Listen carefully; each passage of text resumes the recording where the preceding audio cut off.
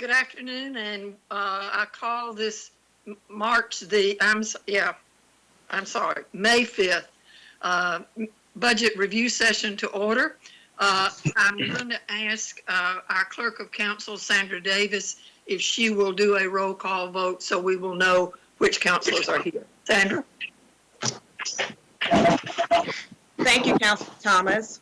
Mayor Pro Tem Allen. Here. Councilor Barnes. Here. Councilor Craft. Here. Councilor Davis. Present. Councilor Garrett. Present. Councilor House. Here. Councilor Huff. Here. And Chairperson Thomas is present. Councilor Thompson. Here. And Councilor Woodson. Here. Madam Chair, we have 10 members of council present. And I see the mayor. Yes. Yes, ma'am. Great. Sorry I was late. I would remind the participants, if you will please mute your microphone if you are not speaking so that we don't get the background noise. But this is the first of the regularly scheduled budget meetings that council typically has. I want to give you just a little outline of what we do for these meetings. And then I'm going to ask the mayor and the city manager if they will just bring some opening remarks for us as we start the meeting. These meetings are scheduled now for the next, today and the next 3 Tuesdays. If you need a timeline for that, it's on the city webpage. We will have presentations by staff. The technical piece of this will be handled by our finance director, Angelica Alexander. We will then have presentations from various department heads who wish to address council. Council will have what we call our add delete list, and that is a list that council makes to add things to the budget or to delete things from the budget. We will put whatever item a councilor wants on either the add list, add side, or the delete side. And then our last meeting of this series, we will go through that add delete list to make the decision of whether or not we are going to add or delete that specific item. As the department heads make their presentations, there may be questions by councilors. I'm going to ask that you be patient with me and with each other as we go through this. This is a new way of doing things for us, and we're trying to make sure that we let everybody be heard who wants to be heard, but not over somebody else who's also talking. So we just need to make sure that we're doing that. And then if there are other things that may come up during the meetings, we will certainly let you know and keep it up as much as we can. This meeting, like all of our meetings, is being televised live on CCG TV. It is also being live streamed. If you wish to do that, it's on our website. No, I'm sorry, YouTube, and look up CCG TV, and you can live stream it. It will also be available on YouTube after the meeting is over, but probably not until tomorrow morning at the earliest. I'm asking our CCG TV people to get it up as quickly as possible so that those in the community who may want to see what we're doing can get to it. I'm going to, at this time, Mr. Mayor, if you have any opening remarks that you would like to make to the group and to those who are watching us. Well, thank you, Madam Budget Chair. I'll try to keep it pretty brief. I guess you could sum it up in what a difference a quarter makes. 4 months ago, we were excited about presenting an aggressive budget to this group, and looking forward to your deliberations on how to best provide for the citizens of Columbus and the people that take care of them over this next year. Our whole world turned on a dime, and I will not go into detail at this point of just what an incredibly dedicated group of folks that we had working on it from an administrative side, because I know the city manager will make reference to that. But I will tell you that we were intentionally very austere. We are just like every household in the city of Columbus right now. There's a lot of uncertainty, a little bit of fear, and a good measure of optimism as well. And to that end, we felt it was the responsible thing to do would be to be extremely careful in the front end of this budget, give ourselves time to see how the economy evolves. I personally think that many parts of it are going to recover quicker than some folks think. I think our sales tax revenue, while it's going to take a hit, I think that there was enough momentum in this community going, and I think we'll recover that to a point where we see some of those numbers get back to normal. Hotel motel tax and some of those others are more difficult to predict, as is the health of a lot of our small businesses. So I just, we want to take another look at this, and I know that the budget chair has expressed an interest in doing that as we get farther down the road into this budget year, into this fiscal year. And I think that's a prudent approach, because if the funds are there are a lot of requests that you may hear from some of these department heads. Every one of them is worthy. Many of them we had intended to try to put in the budget on the front end. But again, being things being as they are, we opted for a more conservative approach. I look forward to answering any questions that the Budget Review Committee has. I'm very grateful to be working with all of you. I think you will all do an amazing job, as you always do, and we'll try to answer any questions that you have. Thank you, Mr. Mayor. Mr. City Manager, would you want to bring us some opening remarks? Thank you, Madam Budget Chair, and let me just say welcome to the first of a series of budget meetings that are certainly different. And Madam Budget Chair, I believe this is your first year as Budget Chair, your second year as Budget Chair. So welcome to the new normal, second year as Budget Chair, and welcome to each of the councilors. But I just, at this time, want to thank the mayor for his leadership through this unprecedented pandemic that happens to coincide with the budget process. But Mayor, if I could say anything good about it, I'm glad that it happened as we were coming to the end of a fiscal year and preparing to go into a new fiscal year, that we can better plan for ending this fiscal year and then starting and getting through the next fiscal year.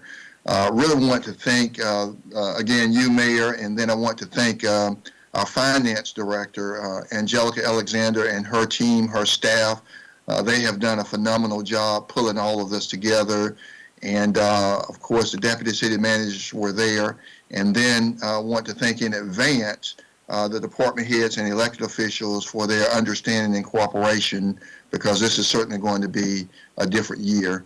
So look forward to getting through this budget process, and in the end, having a vote on the second reading of the budget, that we can go into the next fiscal year with our eyes open. So thank you, Madam Budget Chair, and we look forward to the process.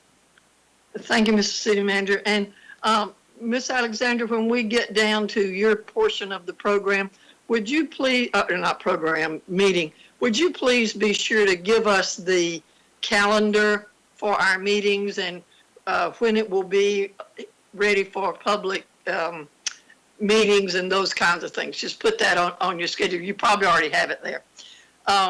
one of the things that I would like to do as we begin this, because this is a very different year, is to talk about some of the concerns that counselors have about the budget process, specifically because of the financial crisis that we find ourselves in and the uncertainty.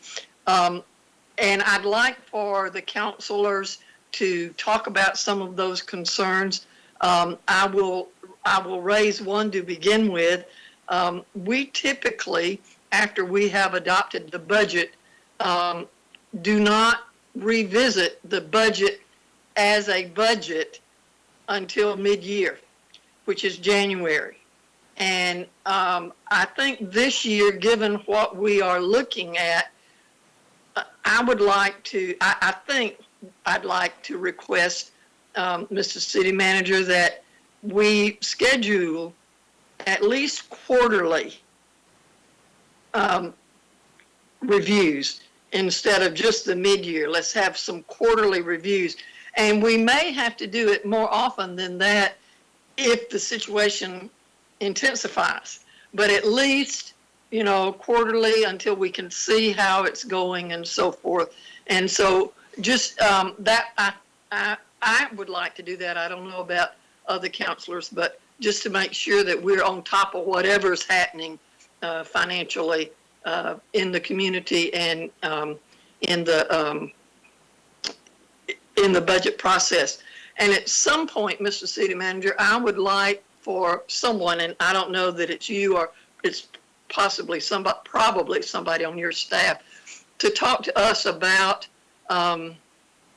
some of the federal programs that are putting money into governmental agencies and so forth, what those are, and some of the rules and regs, not necessarily today, and certainly not right at this minute, but to have that information would be very helpful. I know there are all sorts of new finance grants and so forth coming up. So at some point, would you please, you know, put that on our agenda? Sure. Okay. What about other counselors? What are some of your thoughts and concerns as we start this out? Anybody?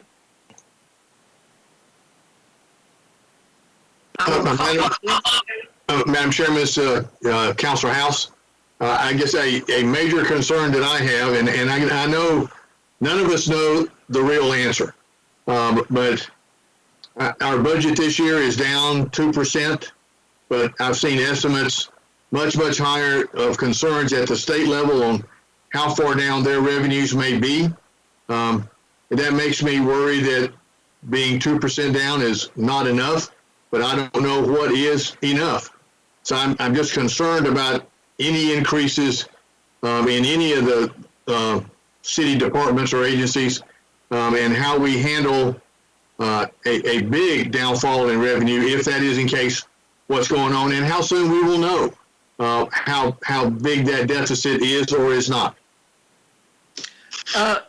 Councilor House, I did ask our finance director, and I think as part of hers, she's going to talk to us about what we know now Okay. in our sales tax income and some dates and so forth. So that will be helpful, Good. I think, along the way. Yeah. Okay, thank you. Anybody else? Or I'm sorry, Councilor House, you have No, that's anything? Judy, this is Mimi. All right, Councilor Woodson.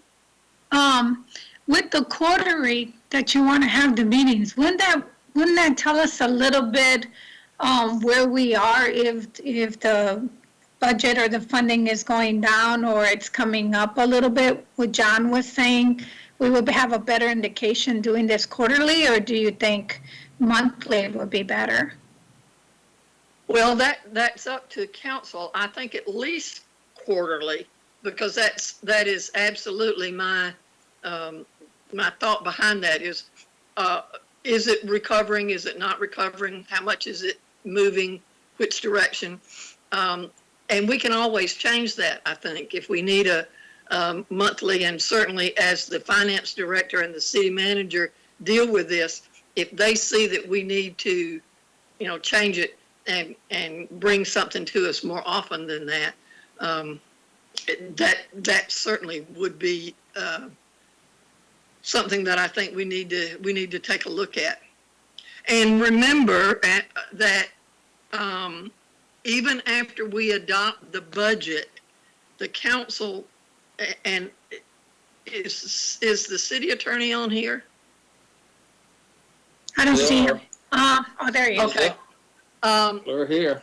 I believe that the council can, even after we adopt the budget, make changes in the budget. Is that a correct statement?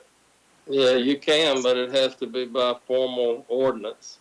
Well, that's what I'm thinking, that if Councilor Woodson, if we see that the bottom has really dropped out more than we had anticipated, according to what the city attorney has said, I think we can go in and make changes.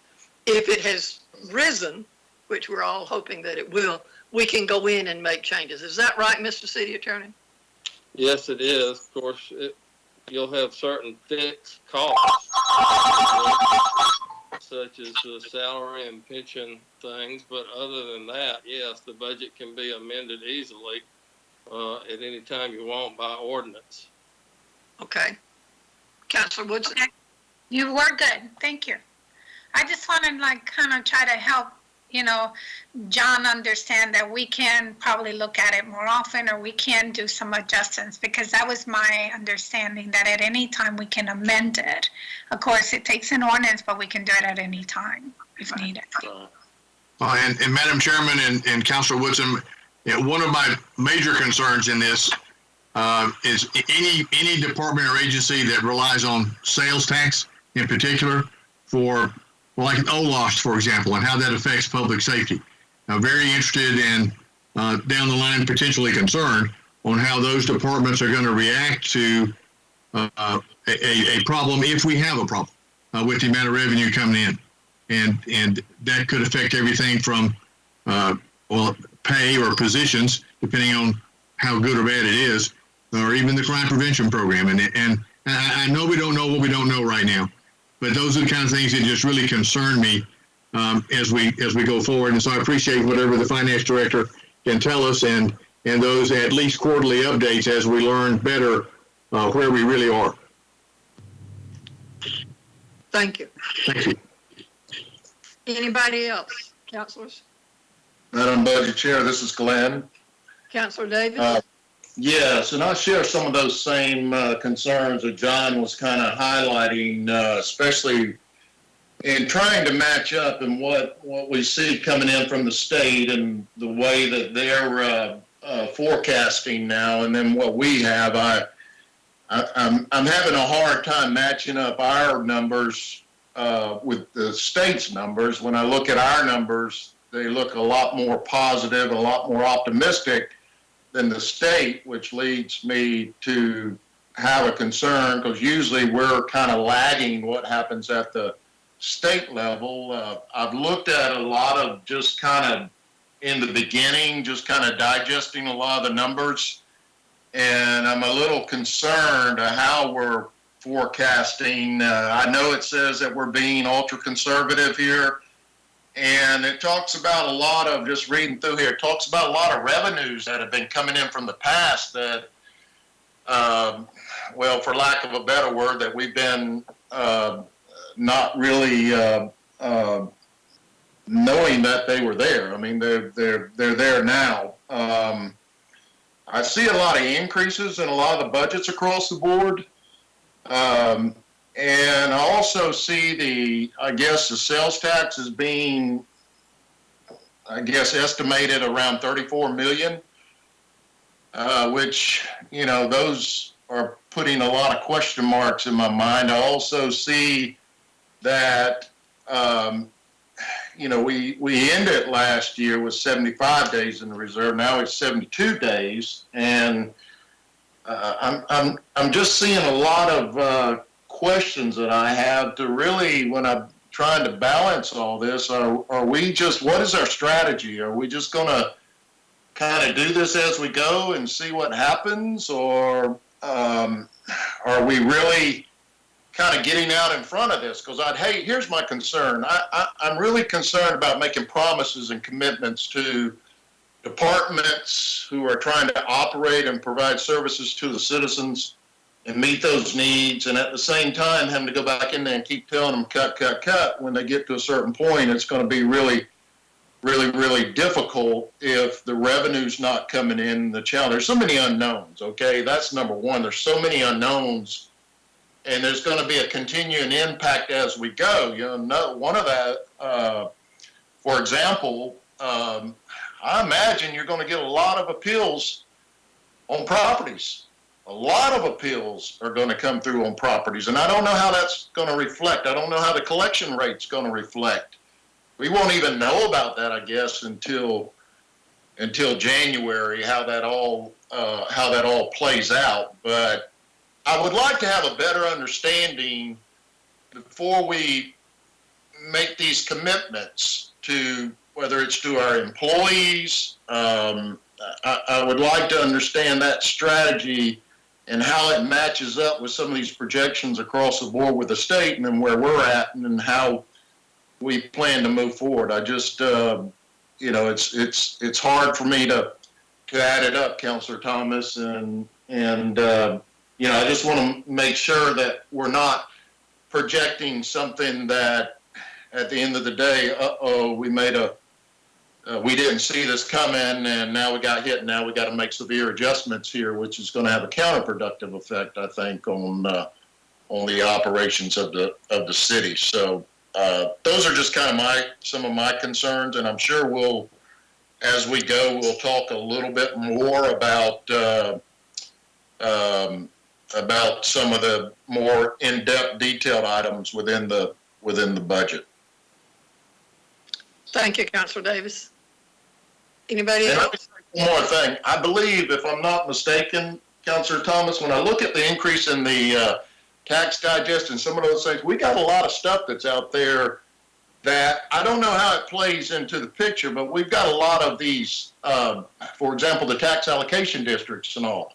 We got a lot of that stuff that's included. I believe it's incorporated into the tax digest, but the city won't benefit from any of that new revenue coming in. So that too concerns me, how that plays into the picture of total revenue that the city can operate off of. Okay. Anybody else? Mayor Pro Tem Allen?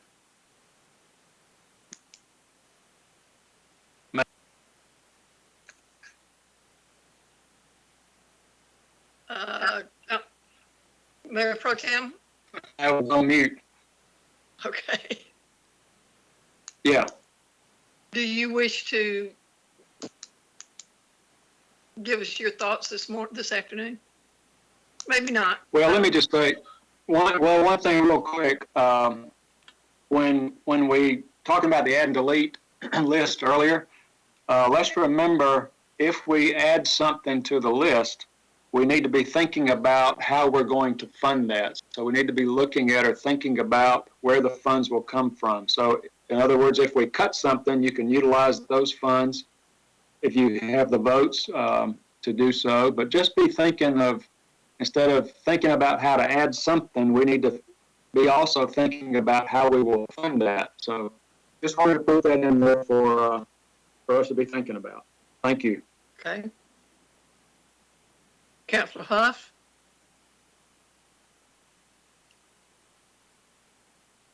I'm here.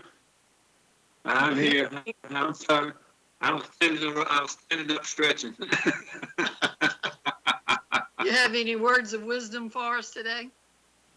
No, I like what I heard. As long as we are deliberate in what we do and take our time to look at the numbers. I was listening to you and Councilor Davis, Councilor House, and everybody spoke, Mayor Pro Tem and everybody, Councilor Woods and everyone. But bottom line is we need to proceed with caution and to make sure that, like Councilor Davis said, what we put in there we can keep, so that we don't run our department heads crazy coming in every quarter trying to ask them to take another cut.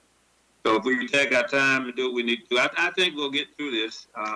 And just watching the people move about a little bit at a time, things will get a lot safer, I'm sure, going into June, July. And I think our numbers may increase. And if we don't get hit too hard during the winter months, I think we may bounce back a little bit better than we thought we would. I'm good. Hope so. Councilor Barnes? I just think we're wise in sticking with what your suggestion is about having quarterly meetings, because this situation has been totally unprecedented. And so I know, just because of the fact that we've never gone through something like this before, that many of our departments will be having problems. And I think we're smart in anticipating that and in programming, having meetings to address those particular difficulties the departments might have. That's about it. Thank you, Barnes. Councilor Barnes. How about Councilor Crabb?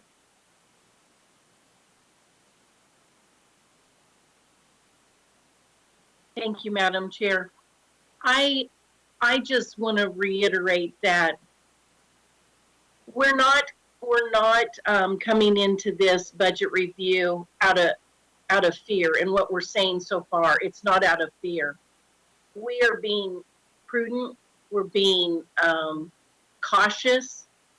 And so the decisions that we're going to be making during this time are going to be not from an attitude of fear, because I do not believe that making decisions fearfully is ever wise. And from what I've been seeing with the counselors, what they're saying, what our discussions have been, I think we are being concerned, but we are not fearful. We feel confident. We had, we just celebrated extra days in our fund balance just a few months ago. So I think we were heading in the right direction, and it has put us in a strong position. And I think by the decisions we make, we'll rebound quickly and put ourselves back in a good position. Thank you. Thank you, Councilor. Councilor Garrett. I share the same feelings, but I'm also in agreement that if we don't meet on a quarterly basis, we don't know if this is going to be the new normal. So we're going to have to address the budget more often, and we're going to have to address it to see how this is affecting all of our different cycles. So I am concerned that we may not have cut enough when the state is saying that they're cutting such a higher percentage or expecting such a more significant decrease in revenues. So I do think we're going to have to take, really look at every single addition that we're putting in this budget. But I'm in agreement, particularly with you, Councilor Thomas, and Chairwoman Thomas, that we need to be looking at this on a more frequent basis. Great, thank you. Councilor Thompson, I know this is your first budget session. Welcome aboard. Thank you so much. Sorry that it has been particularly this dramatic, but I'm wondering, what about you? Do you have well, there's not too much that I can say, Chairman Thomas, but the only thing I'll say, I understand that we are in uncharted grounds, and it's going to take all of us to bring our minds together. Great. I felt that it was necessary for us to go through the list of counselors and have everybody speak to make sure that we're on the same page. And if there's anyone that something came to you while somebody else was speaking and you want to chime in again, now's the time. Judy, this is Gary. Yes. I would like for us to think about holding monthly budget meetings for at least maybe 2 to 3 months, starting in August. Let's get through. There's really no need for us to come back and meet again in July after we just passed the budget in June. But I was thinking if we meet in August and then September, maybe do it 2 months just to kind of get a feel for where we're headed, what the revenue's looking like, and then go to quarterly meetings. I'd like to hear what others think about something like that. The that floor, was- floor is open. This is Charlene, I agree with that. Gary, this is Mimi. That's why I was saying, maybe monthly or we could do quarterly. And that's when Judy said we can see how the process goes. I mean, Chairman said we can see how the process goes, and then from there we can decide. But that was the reason why I was saying probably monthly for a little while. But Madam Chair, you're the boss here, so. But I just want to get a good feel too, because I am kind of nervous looking at what the state is doing and looking at where everyone's been the past month or so. But either way, I think as a team, as long as I've been here, I feel we work well with one another. And if we see a crisis, I feel comfortable that we'll reach out to each other and say we need to come together to make sure everything's well for the well-being of our citizens.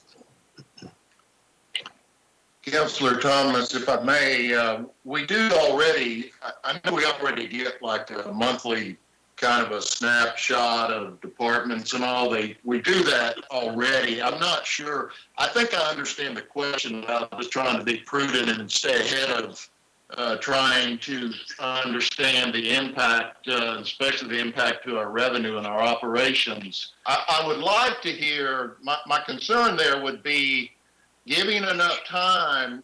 There's a lot of moving parts out there. You got to remember, there's a lot of moving parts with revenue coming in, when it comes in from the state, when we collect revenue. There's a lot of stuff that just doesn't happen every month. So I'd like to hear more from the finance department, how they view it and what would be better for them to give us a more accurate, have time enough to pull. It's going to take a little time to pull all this stuff together outside of a monthly snapshot, and I would like to hear their thoughts on it, because I think that's most important, is how they can give us, we can give them the appropriate amount of time that they can give us a very accurate snapshot of where we're at and what we need to do. And I don't know, that may be a month, maybe 2 months, maybe quarterly on a 3 months after August. But I think there's a lot of stuff that between August and January that's just collections start in, I believe, I want to say October, but I'm not sure on the state level when we're starting to get revenue all in. So that I would like to get their input on it, so we make sure that we're all on the same page and we're not putting an extra strain on the time frames and the burdens of departments, because I know they're going to have their hands full. Anybody else? Then what I'd like to do, Mr. City Manager, if you and the finance director, maybe you could come back to us next week with a recommendation. Is that too quickly for you to do that? I think some of the things that Councilor Davis is saying need to be in that recommendation. When do we know about sales tax? When do we know about property tax? What would be, is this something that we need to do in a separate meeting? Is it something we can do in a regular meeting? Mr. City Manager, what are your thoughts there? Well, I think, and certainly Councilor Davis, I appreciate that consideration, because we've got to kind of see how things are going to develop. And so I think, Madam Budget Chair, if we could, at the May 12th council meeting, have a recommendation for you and the members of council and kind of the timeline we think we should be coming back, whether it's after the first 30 days, which we just may not have enough information, or after the first quarter, perhaps it'll start rolling in. And then if you want to have a monthly meeting because of how it's coming in after the first quarter, then certainly, but we'll have a recommendation for you at the May 12th meeting. Okay, is that satisfactory to any? I think that'll work. Yeah, that's fine. Yeah, and I would say, remember, we still will do the monthly finance update, so you'll be getting that as well. And I think that from what I'm hearing some of the councilors say, Mr. City Manager, what we're looking at here is a little more in-depth than what we typically get with the monthly report. We don't Sure, want to do away with that monthly report, but a little more in-depth. sure. I'm sitting here thinking about an experience I had a number of years ago. I lived in Orange County, California, when they declared bankruptcy. And some of the fallout from that was something nobody had ever expected. For example, they had to lay employees off. They laid off the some of the tax assessors, not all of them, the guys that go out into the field. Well, in California, if you get a tax assessment, you have 45 days to appeal. I mean, the county has 45 days to answer your appeal. If they don't answer in 45 days, you get it. So if you have a $100,000 piece of property, and you say, I think it's only worth 50,000, and the county doesn't answer in 45 days, it's 50,000, and that's what you're taxed on. And nobody thought about that. Whatever you do, Mr. City Manager, do not let them lay off the people who collect the taxes. But that was one of the things that happened that nobody had anticipated. So Yeah. I'm sure there'll be things like that as we go along, that we never thought of. We never thought Yes. about. Councilor Anything Thomas, else? one more thing that I'd like to see, and not today, but I think it's important in this mix that the council understands other aspects of potential needs that need to be addressed, and that would be, Ms. City Manager, I've been thumbing through your letter to us and to the city on management, and I know it talks about some capital improvements. Maybe I don't think there's a lot of capital replacement. I mean, that's probably when I get in here. I think we've probably eliminated a lot of capex and replacement and capital needs like that. I'm sure that's an area that's being managed, but I did see some money that was put in there, a little bit of money, I guess. I think it was more on like road projects and paving and all. But I would like to understand that how we're going to have some needs in that area of having to replace things. Things break down. You're just going to have to replace it. The other thing would be emergency matters.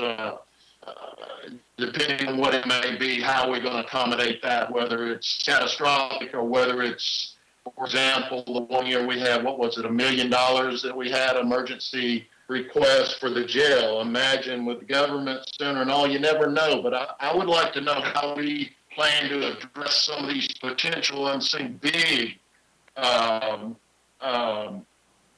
expenditures, if I may, that might be lurking out there. We know they pop up every year. We don't know when, but they pop up, and I'd like to know how that plays into our budget, because some of this stuff you're not going to be able to just put it off. You're going to have to deal with it, and help me. I'd like to understand that, how we're going to address some of those things. And then any other need, I guess it would be more on the possibly on the personnel side, overtime and things like that, just depending on what, we don't know what's going to happen in the fall. We don't know if we're going to get a resurgence. There's a lot of things that we don't know about what we're dealing with right now, but if it does have an effect, where are we going to dig from? I need to, you understand what I'm saying, City Manager, right? Just, absolutely. Another category of the equation of the budget, but we need to talk about that.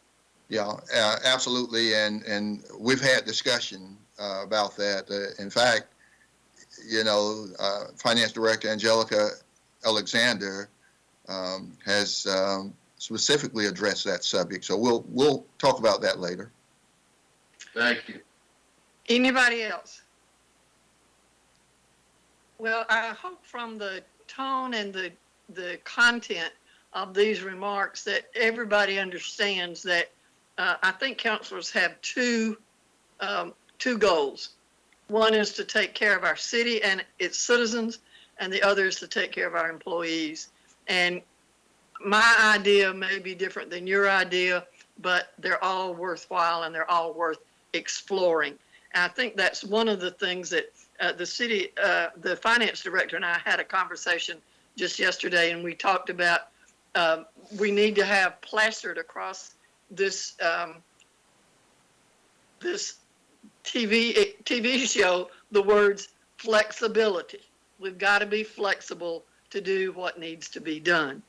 And unless there's something else, I'm going to turn this over to our finance director, Angelica Alexander, and I'm going to ask, I think that most of what she's going to be doing will be a PowerPoint type presentation. So I'm going to ask that the counselors and those who are on this call, please mute your microphone, and you may want to mute your, well, you won't be seen if we're doing a PowerPoint, but and then if you wish to ask a question of Finance Director Alexander, please, if you then unmute your phone, we will know that somebody, unmute your mic, we'll know that somebody has a question. I'm going to try to answer that. I'm going to depend too on the finance director, Ms. Alexander. If she sees somebody with a question that I don't see, that she goes to that, and that we try to get as much of this taken care of as we can. So with that intro, I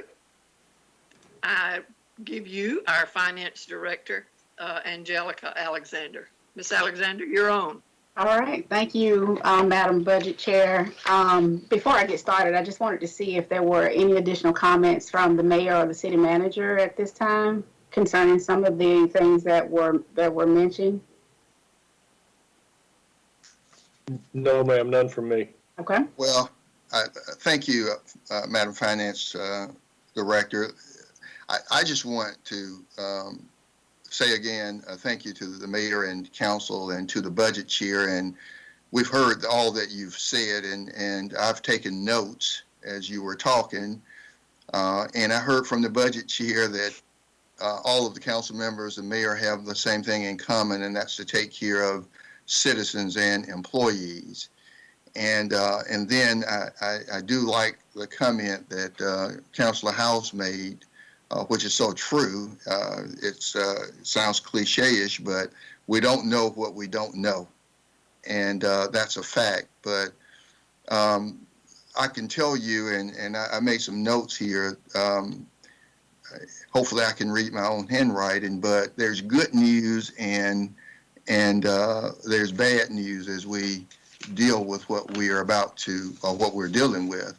But on the good news, I just made a note that the tax ad valorem, tag ad valorem tax from the state, we budgeted $4 million, and we're currently at $6.34 million after 7 months, and we project we will end the year at $7 million. That's good news. We expect a 1% increase in real property digest, but collection rate was lowered to 96%. So that's some good, some bad news. The insurance premium check that we received was up $900,000. Franchise fees up $525,000. As a result of moving the health department, that we anticipate we're going to get $390,000 in state revenues as a result of renting a portion of that. And so there's some good news, but there's bad news also. And the sales tax and hotel motel tax will be significantly impacted as a result of COVID-19. The sales tax impact to be determined, but we have planned for the worst. We project an 8% reduction from fiscal year 20 projection.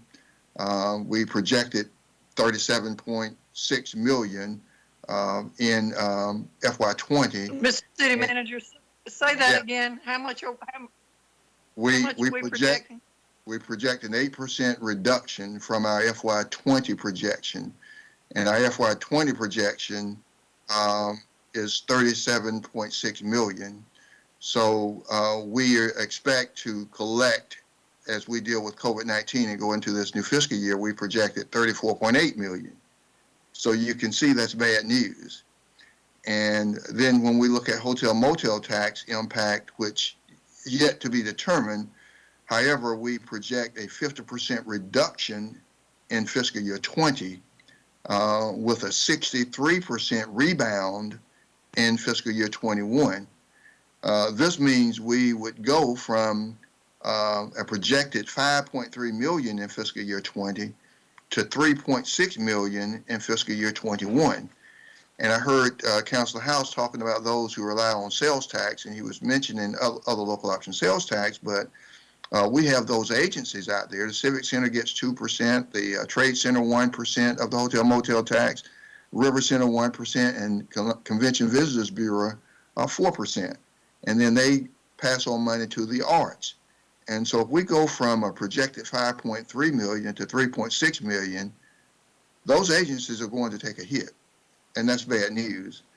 And but other bad news is you'll find is that we anticipate we're going to be down 400,000 in occupation tax, down 200,000 in court fines and forfeitures, 150,000 in selective sales and use taxes, 45,000 in business regulation or alcohol licenses, and down 105,000 in various user fees that come in through the various departments.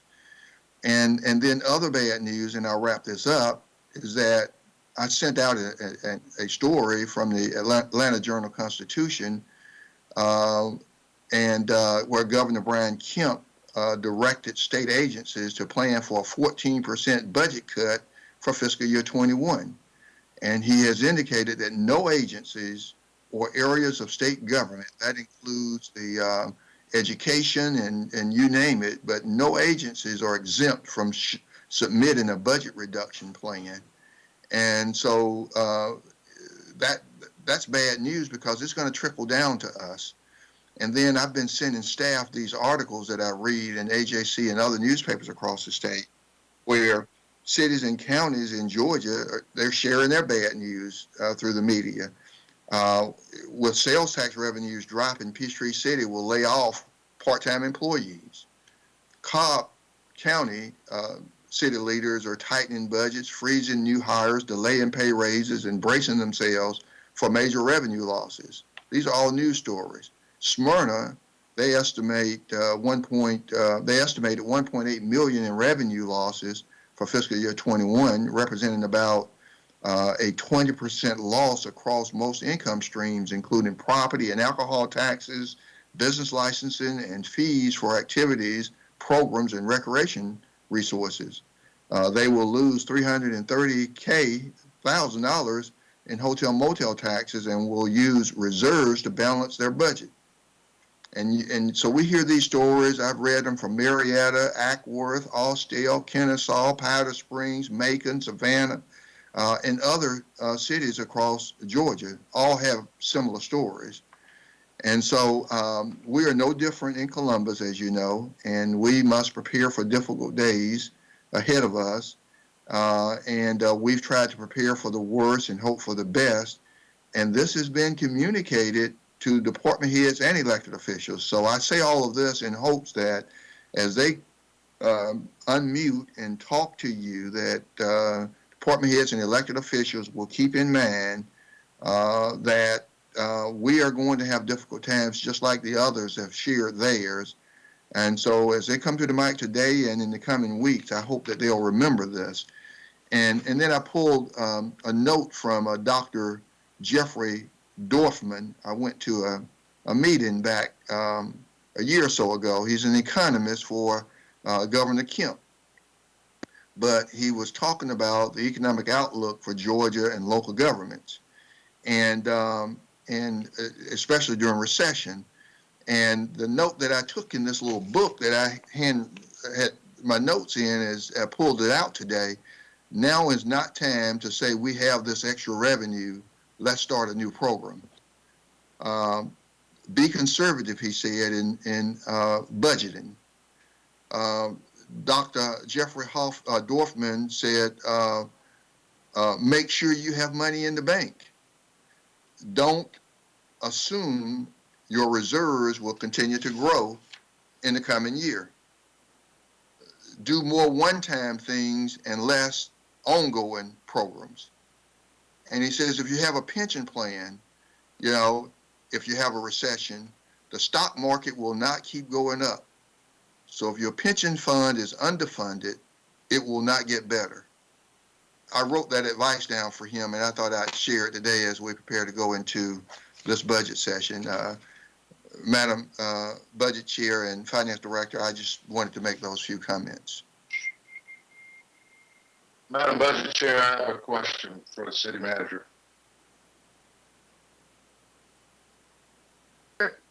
Sure, ask him. Ms. City Manager, and along with what you're saying, I agree 100%. I know that, you know, in the past, we've had problems in collections until just recently. We've started collecting what we all, I think, would agree our fair share of sales tax. When money gets tight, sometimes people like to hang on to it a little bit longer. I'm a little concerned about that, that we might be back in the same position that we were a few years ago. I don't know. I hope so. But what is the city's position? Why are we so confident that we're going to generate $3.8 million in sales tax off a penny? I'm having a hard time with that. I know last time during the recession, Councilor Thomas talked about it the other day about the sales tax, that it never came in at what we projected, and it was actually lower. And we're still right about where we've been collecting. Why are we so confident that the sales tax is going to come in at that amount? Well, when you say at that amount, and let me just say that the screen went out for a good portion of what you were saying. I don't know if it's something with you, Councilor Davis, because you're breaking up, and I probably missed a portion of your question.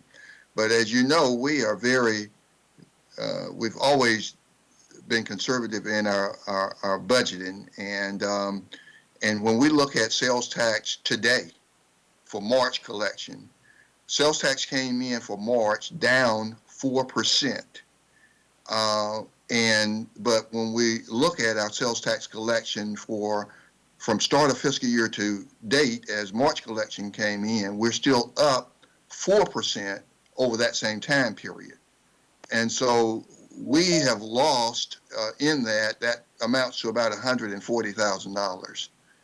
And so in our finance director, I got to say to you, whether it's projecting the digest or projecting sales tax revenue, and you heard me talk about those revenue sources where we came in better. For example, in the tax ad valorem tax, we budgeted $4 million. After 7 months, we're at we budgeted $4 million. After 7 months, we're at 6.3 million, and projected we will end the year at 7 million. So we are conservative in projections, and I think we've done well with that. I didn't get all of your question, but I hope I may have touched on something you asked, because I didn't hear your question. Well, somewhat. I guess I go back to, I know the first quarter was not really impacted by the virus, the pandemic. I think now we're into it after the shutdown, after the shelter-in-place order. I think we're talking about the 2021 budget.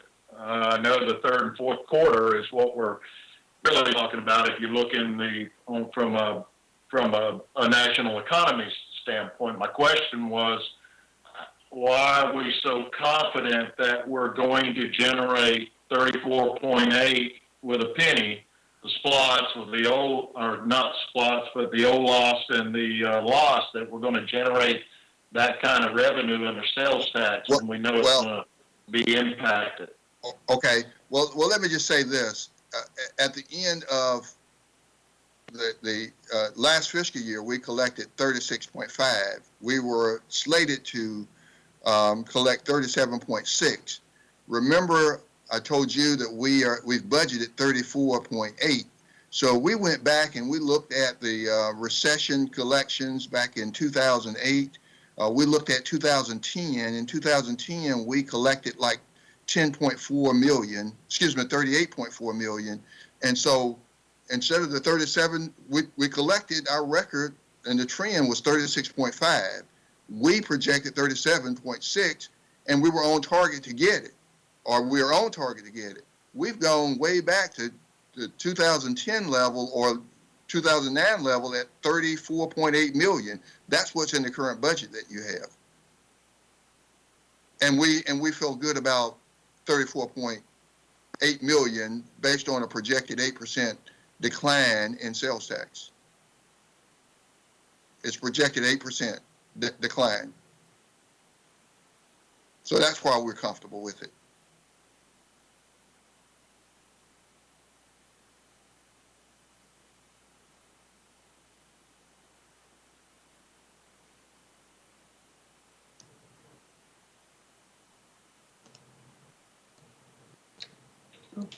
Ms. Alexander, you ready? Okay, yes, I'm ready. You're it.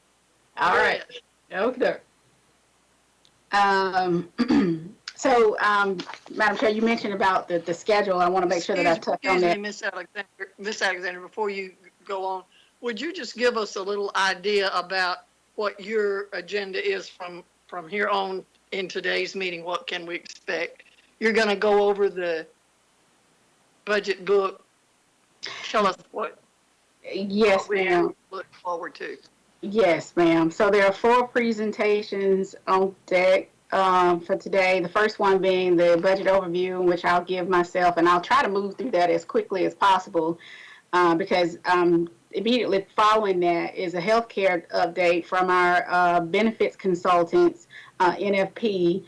They're currently on because I asked them to join about 30 minutes early. And they were slated for 3 o'clock. So, like I said, I'll move through that budget overview as quickly as I possibly can. But then there's a healthcare update from NFP. Following the healthcare update is a budget presentation from Fire and EMS, Chief Lang and staff. And then immediately following him is a budget presentation from Victim Witness. The Director of Victim Services, Shelley Hall, will be making that presentation. So in regards to the schedule, today being the first meeting, slated from 2 to 5 p.m., we may just actually end up closing the meeting out at 5 p.m. The next meeting is slated to immediately follow the regular council meeting. There will be a separate Microsoft Teams invite for the budget review session than the council meeting. So just whenever we end the council meeting next Tuesday, May 12th, we'll start with the budget review sessions. Approximate time is 12 p.m. and that'll run through 3 p.m. The next budget meeting that we'll have will be May 19th. I did send some information, a question, I suppose, to the city attorney's office to see how we would facilitate that meeting, if it needs to be in person or if it could also be by Teams. And they may have replied back to me. I just hadn't gotten to that email yet because I've been participating in this meeting. So we'll know fairly soon or some point this week if we'll hold that May 19th meeting via Microsoft Teams or if it'll be at some alternate location. We'll also have, those meetings, I'm sorry, is scheduled for the May 19th meeting is scheduled from 9 a.m. to 2 p.m. And we are building in a brief intermission for that meeting. So we're not all sitting in front of our computers until from 9 to 2 o'clock. And then the last meeting, the budget review session, will be from 2 p.m. to 5 p.m. And it'll be prior to that regular regularly scheduled night meeting. And the only item on the agenda will be the add delete list if there is anything to discuss.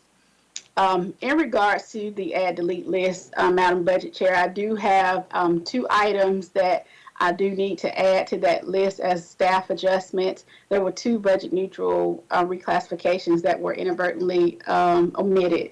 And so the add delete list that I'll send out at some point before Friday will have those 2 budget neutral staff adjustments. They are included in today's presentation that I'll give. So I'll mention those when I get to that point.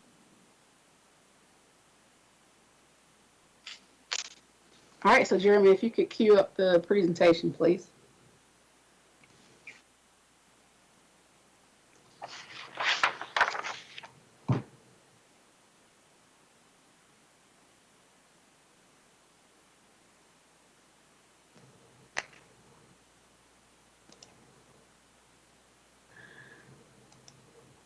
Okay, so our agenda today is just to, within this presentation, very quickly go over the budget process and schedule, which I've really sort of highlighted on. I'll provide an update or an overview of our operating funds to include any capital and CIP, agency appropriations, non-operating funds, other local option sales tax, T-SPLOS, and our healthcare update. As well as department presentations that will be given after this one. So the budget process. The budget is submitted to council by the mayor no later than 60 days prior to the start of each fiscal year. The budget includes operating and capital expenditures, which are accompanied by revenue projections. The budget includes a budget message from the mayor, which contains any major policy changes, a general overall summary, and other information that may be deemed appropriate. The budget is publicized by advertisement in the newspaper, and hearings for public comment are advertised as well. And we must do all of these things, which is adopt the budget ordinance and the millage ordinances along with any other applicable ordinances before the 1st of July. So the schedule, I just went over the schedule. I'm not really going to hash through that, but we'll have budget review sessions every Tuesday, starting today through the month of May, with the final meeting being May 26th, in which council will approve the items on the add delete list. During the month of June, we'll put notices in the newspaper for public comment, and we'll hold public hearings for taxpayer bill of rights. And again, trying to figure out how we'll hold those hearings, those public hearings, whether or not it has to be face-to-face or if it could be via video conference, just really consulting with the city manager and the city attorney's office on what that would look like as we get into the month of June. So we'll have the first and second reading of both ordinances. And one thing I will say in terms of the millage ordinance that I found out about yesterday was that we'll probably have a delay in the due date for our property taxes. I know the tax assessor provided an update to council at the last council meeting concerning the status of her office and what's all going on with that. And so I did receive an email yesterday evening from the tax commissioner who is requesting that the first due date for collections be changed from October the 1st to October 15th. So there's a 14-day delay in the due date for the property tax, the first installment of our property taxes for FY21. So FY21 operating funds, the revenues are $278. Miss Alexander, before you move on, would you please provide us with, as soon as you get them, the which departments are coming on which days, in case there's a department that a counselor has a question about, they can let you know beforehand and we can get that person scheduled. Yes, ma'am. Thank you.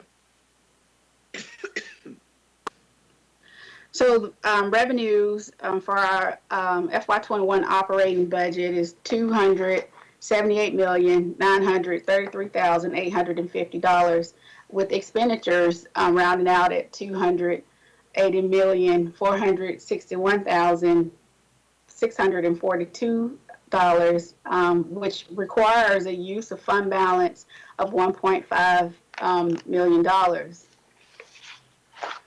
So some of the assumptions for FY21, there is a slight decrease in the millage from FY20. The debt service millage decreased by 0.13 mils. So there is a slight reduction to the millage rate for FY21, a 1% projected increase in the real property digest, with the 96% collection rate. And as it stands right now, there is no subsidy included in the budget for the Integrated Waste Fund or the Civic Center. Subsidies to the E911, I do apologize, it says FY20 assumptions, it should say 21. Subsidies to E911 and the golf courses are included in this budget for FY21. The value of 1 meal being 4.7 meals, and that is for operating. Value of 1 meal for debt service is just over $5 million. Included in the budget is a COLA, cost of living adjustment, of 2% for active employees and 1% for retirees, to be effective January 2021.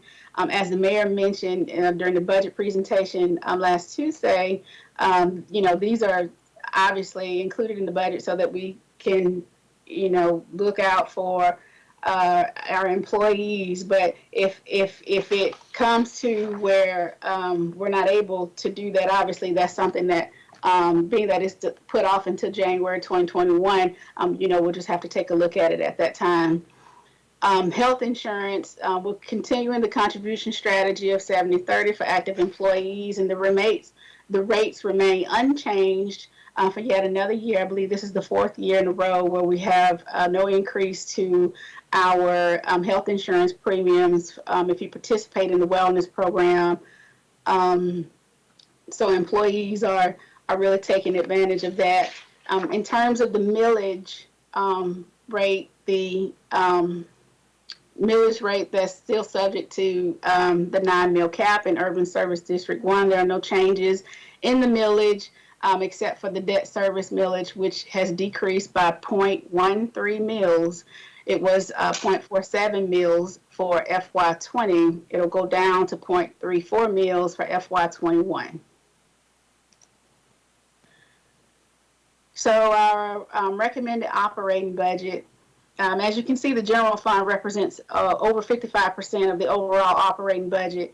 The other local option sales tax fund is second at 13%, while the paving and the medical center funds round out the top 3 at 5.6 and 5% respectively. So as far as the revenue, where does the money come from? This chart just depicts our revenue sources by type. As noted here, most of our revenue is derived from general property taxes, which is close to 30%, and the sales taxes being the second largest source of revenue at 26%.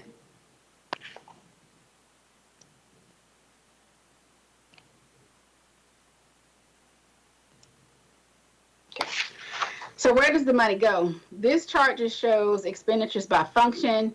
As shown here, you can see that public safety represents 38% of our operating expenditures, while public works is the second largest category at 10.2%.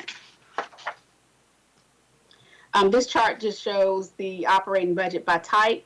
You can see that personal services, which are the employees that we pay and the benefits associated with those employees, are over half of our total operating budget at 55.6%.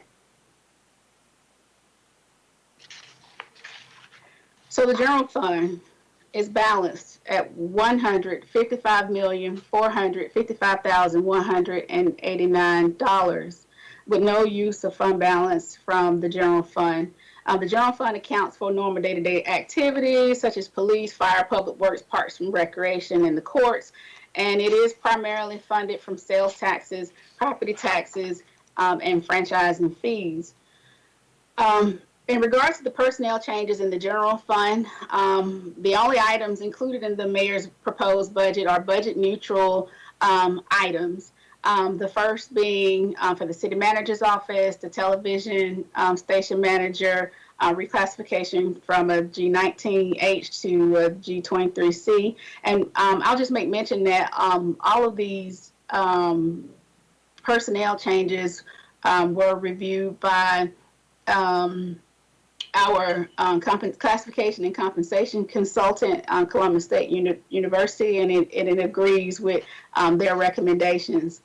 Within the finance department, there's a reclassification of, we're changing, and it's really a retitling. It's a position that we have been filling as a customer service representative, and it was a accounting technician, and so it's just one of those reclassifications where we're making a correction to align the job duties with the appropriate title. There's a payroll coordinator reclassification of a grade 14 to a grade 16. Information technology, there are several title-only changes included in the budget. There's a part-time data control technician, grade 12, going to a part-time administrative assistant, grade 12. Network manager, grade 22, title change to network operations manager, program and development administrator, grade 21, having a title change to program and development coordinator. 3 application support analysts, changing that title to application developers. The GIS supervisor, changing that title to PC services supervisor. 2 host computer operators, changing those titles to 2 PC technicians. There's a lead host computer operator, grade 13, that's been reclassified to assistant information technology director, G25. And there's 2 permit technicians, a grade 10 in inspections and codes, being reclassified to 2 permit technicians, grade 12. And engineering, there's a title only change for a senior engineering technician, grade 16, to a senior traffic operations technician, grade 16. In public works, there's a small engine supervisor, grade 15, being reclassified to small engine supervisor, grade 16. And also in public works, a maintenance worker 1, grade 7, to a communication unknown participant is now joining. There's also in public works an electrician, grade 14, I apologize, grade 14, being reclassified to grade 16, maintenance supervisor, electrical. The 2 budget neutral reclassifications that I am requesting to be on the add delete list as staff adjustments are for the police department and fire and EMS. For the police department, it's an HR tech for police, grade 12, being reclassified to employment coordinator, grade 14. And for fire and EMS, it's a fire payroll technician, grade 12, being reclassified to employment coordinator, grade 14. In the clerk of superior court, there are 3 reclassifications where these folks are being put out on the scale. The senior deputy clerk, grade 14E, to senior deputy clerk, grade 14G. Senior deputy clerk, grade 14H, to senior deputy clerk, grade 14I. And then the assistant chief deputy clerk, grade 18A, to assistant chief deputy clerk, grade 18C. So the deletions, these deletions are helping to find some of the budget neutral reclassifications in the applicable department. In the information technology division, there's a host computer operator position, grade 12, that's being deleted. And in public works, a fleet maintenance technician 2, grade 12 position being deleted. As far as capital outlay, the general fund. Before you leave the personnel, Ms. Alexander, I know that what you've just gone through is in the recommended budget book, pages 8, 9, and 10. Is this online anywhere for the general public to look at if they wish to do that? Yes, ma'am. It is online on the city's homepage. Under popular resources, the FY21 recommended budget book is there. And so they would see it there on pages 8, 9, and 10, as you mentioned. Also, on the finance department's website, under financial planning, the recommended budget book is there as well. And the only reason I draw that to people's attention is that there's a little more information in the book about these positions if you're interested, you know, in, for example, what's on the screen now, the info technology, it tells you how much the deletion of that position generates. So that's the kind of thing you can get on there. Thank you, Ms. Alexander. Yes, ma'am. So again, as the mayor mentioned, at the presentation of the budget, there is some capital outlay that's included in the budget, but all of these capital purchases will be delayed until mid-year. And that is, you know, obviously a policy decision, so that we can, you know, sort of see where we are at that particular point in time, and if we could, you know, afford to make these purchases that are included, or that were included in the budget. But capital outlay in the general fund is about $489,023. Inspections and code slated for a replacement of one mid-sized SUV. Engineering, Councilor House, did you have a question? Well, yes, Madam Finance Director, I just wanted to make sure I heard you right. Did you say that all of these capital expenditures are delayed until we do the mid-year review, and then we'll decide to buy them or not? Yes, sir. Okay, thank you very much. Engineering, what's included is a replacement of a F-150 full-size regular cab truck. For Public Works, there's a Coates tire machine. This is a new item for the fleet shop. A livestock trailer, which is a new item for animal control. And then a full-size F-150 crew cab truck for facilities maintenance. Also included for Parks and Recreation is a replacement of an inmate van, the replacement of 4 zero-turn mowers, and a Brutus roller, which is a new item. Believe that is something that helps maintain the clay courts at Cooper Creek. The tax assessor's office included in the budget for 2 replacement mid-size Chevy Malibus. Fire and EMS, included in the budget for fire and EMS in the general fund is 100 pieces of personal protective equipment. These are replacement items, 3 personal protective equipment extractors, and 3 personal protective equipment dryers. In the public defender's office, there's also included $5,500 for computer replacement to replace some computers, desktop computers with laptop computers. Also included as CIP or as part of the capital improvement program is $250,000. Last year's allocation was $1 million. This is for the demolition of structures. Unknown participant is now exiting. So the general fund balance, as you can see here, we ended FY19 at 81.23 days, and our initial projections for FY20, where we'll sort of end up for FY20, is at 75.93 days. There are some things that are obviously taken into consideration when projecting the fund balance. Some of those things being some of the items that we have budgeted, included for use of fund balance through the current year. One of those, couple of those items include the court management system equipment that we asked council to approve about 2 months ago. As well as some use of fund balance for the Virginia College renovation project. So those items are taken into consideration as we close out FY20. And as we go into FY21, apologize again, it should say 21 there.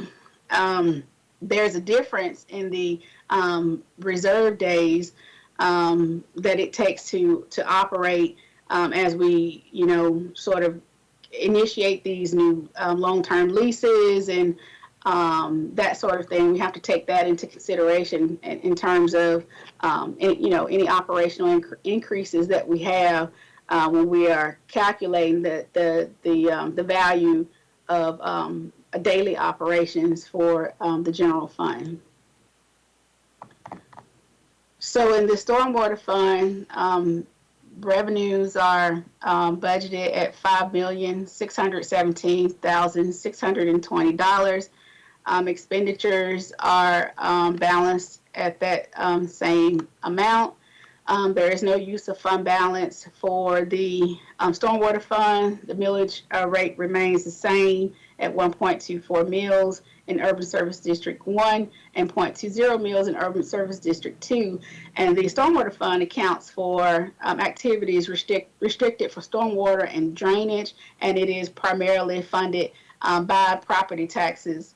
The stormwater fund budget is actually 4.25% lower in FY21 than FY20, and that is largely due to the discontinuation of the title ad valorem true-up. As the city manager mentioned, it's good news for the general fund, not so good news for all the other funds that received motor vehicle ad valorem taxes. So in the stormwater fund, under personnel, there are budget neutral adjustments. There's a deletion of a grade 12 correctional detail officer, as well as an addition of an equipment operator, which is also a grade 12. Small amount of capital included in the stormwater fund budget, $124,641.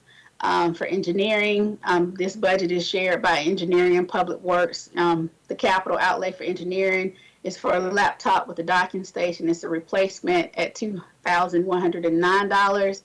And then for public works, there's attachments for the skid steel loader that was approved as part of the FY20 budget. There are additional attachments that's needed for that particular item that's included here.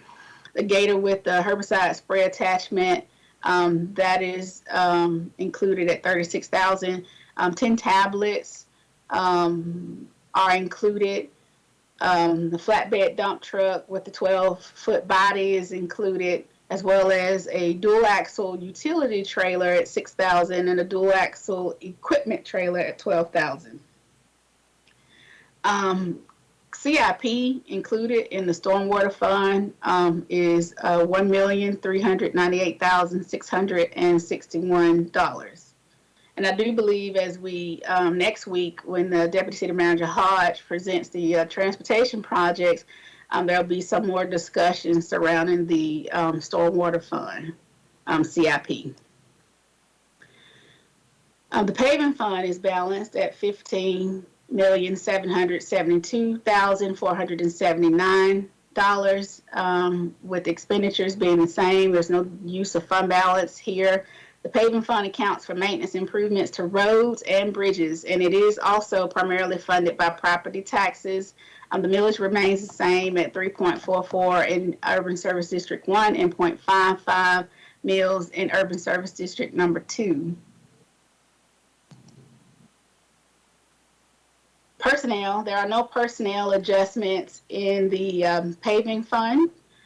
Capital, very limited amount of capital in the paving fund. Again, this is one of those funds that saw a reduction in the motor vehicle ad valorem taxes, so the budget for it is about 5.43% lower in FY21 than FY20.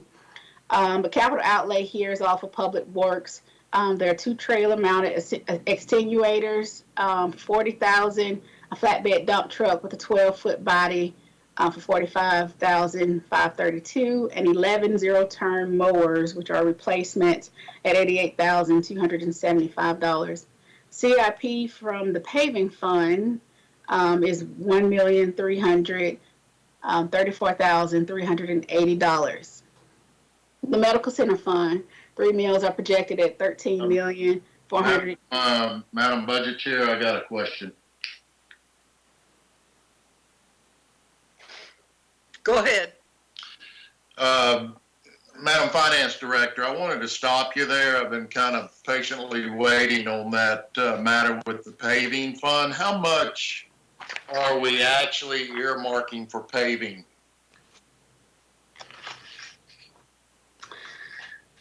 Well, the CIP from the paving fund is 1.3 million, and in terms of resurfacing, the Deputy City Manager Hodge will go over that budget and the amount for that at next week's meeting.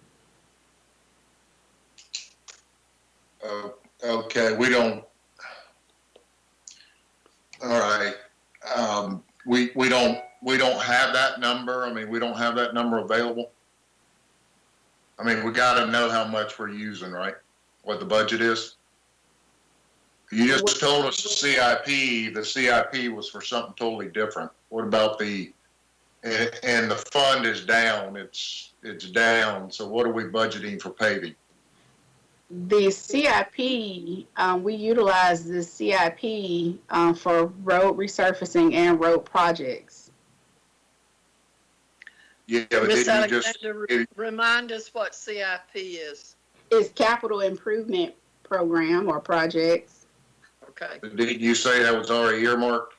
Yes, it's 1.3 million from the paving fund for paving funded projects such as resurfacing or other road improvements. Yeah, I see that on the paper, but I'm asking you if it's already earmarked for a specific, correct?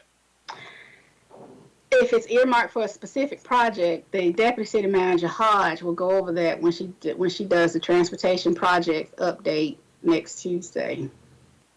Okay. Well, let me just make a note of a concern. That does raise a red flag with me because I think we all understand that we've got some serious issues out there with our roads right now. And I'm not so sure that just continuing to do potholes and patching here and there is going to make a difference. It's getting bad out there. That really concerns me on the amount of money. And the reason I asked the question earlier about the sales tax twofold, because we use a lot of that sales tax money to do this kind of stuff on the infrastructure side. But I'm not so sure that we've got anything earmarked on the infrastructure side to take care of this paving matter of our streets. The other thing about the sales tax is that we run our public safety across the board on that. So that's why I asked that question, in an environment where you have extremely high unemployment and a lot of underlying impacts within our community that we're hearing about with corporations and companies and just things that are happening out there. That's why I want to know how confident we are with that sales tax number, because these are the areas it's going to have a severe impact if we don't get it right. And if we have a shortfall, it's going to have a severe impact. And I don't know if we're just able to just go ahead and find that money and cover the cost of such an important agency or such an important need. So that's why I'm asking that, and why I would like to understand how we're going to address that. And I think my fellow council members feel the same. Not only that, I'm getting consistently a number of calls about paving, and I imagine all the road construction projects and all are going to be limited, but we cannot neglect paving, resurfacing. Yes, and Deputy Yes. City Manager Hodge is on the call. I defer to her to respond to you regarding the transportation plan. Yes, sir. We're coming back at the next council meeting to provide council with the proposed transportation plan, which will include resurfacing and the amount that we would submit as a proposal for the upcoming fiscal year. Again, resurfacing and road improvement projects has multiple funding source. There's an allocation in OLOS, which I'm sure the finance director will get to. There's an allocation in the paving fund. There's also the T-SPLOS discretionary funds, as well as the LMIG allocation that we receive from the state each year. So we'll have all of that packaged for council and a recommendation on how those funds should be utilized in the upcoming fiscal year for council's consideration. Okay. That's good on that subject. I'll wait until we get further down. I got a couple more questions. Thank you, Madam Budget Chair. Thank you, Director Hodge. Deputy City Manager Hodge. Yes, sir. Okay. So I think we were here. The Medical Center Fund, 3 meals projected at $13.4 million. Proposed budget, just over $14 million. And the Medical Center Fund accounts for funding for indigent hospital care. It is funded solely with property taxes, which accounts for that from that 3 meals. We are currently under contract with the Medical Center Hospital Authority to provide inmate medical care. And currently in the budget, there's a $600,000 transfer from the general fund included to help cover the cost of any excess inmate medical care. Currently, the way the contract is devised, we have $1 million allowance for care, and once we reach that allowance for inmates, the city and the hospital authority shares the cost at 50% each. So the $600,000 transfer from the general fund helps cover any excess inmate medical expenses. So the integrated waste fund is balanced at $13,270,000. The integrated waste fund accounts for refuse collection, disposal, recycling, and landfill operations. Currently, the residential rate is $18 per month, and there has been no change to this rate since FY19. There is no change included in the FY21 budget as well. Included in the operating budget, there are debt service payments for existing capital leases for equipment, which amounts to $1.6 million. And the equipment that we currently have under lease are 34 garbage trucks, 2 haul trucks, 2 full-size F-150s, 4 grab-alls, and 2 bulldozers. So there are some budget neutral reclassifications, which are title only changes in the integrated waste fund. The compost manager grade 16D being reclassified to recycling center line supervisor grade 15F. Landfill supervisor grade 16 being reclassified to compost manager grade 16. And again, these are title only changes. There's a small amount of capital outlay included in the budget for the integrated waste fund, the replacement of a grab-all trash loader. Councilor Davis, did you have a question? Yes. I just want, Madam Budget Chair, if we may, just kind of like the paving matter, on the recycling, I'm getting a lot of questions about the recycling in general. Are we going to have a presentation on that and how it's what we're doing and how that's functioning over there and where we're going in as we move forward? We may not have that in the budget review, but I'm sure that we will have it in the regular council meeting next week. Is that right, Mr. Mayor? Are you there? Mr. City Manager? Yes, ma'am. I'm sorry. I couldn't get unmuted. Yes, absolutely. We can have a discussion about the recycling. Okay, let's do that in the regular council meeting rather than in the budget hearing, if we can. And we'll have an opportunity, Councilor Davis, after the regular council meeting, we'll have a budget meeting. So if we need to address it, then we can do that.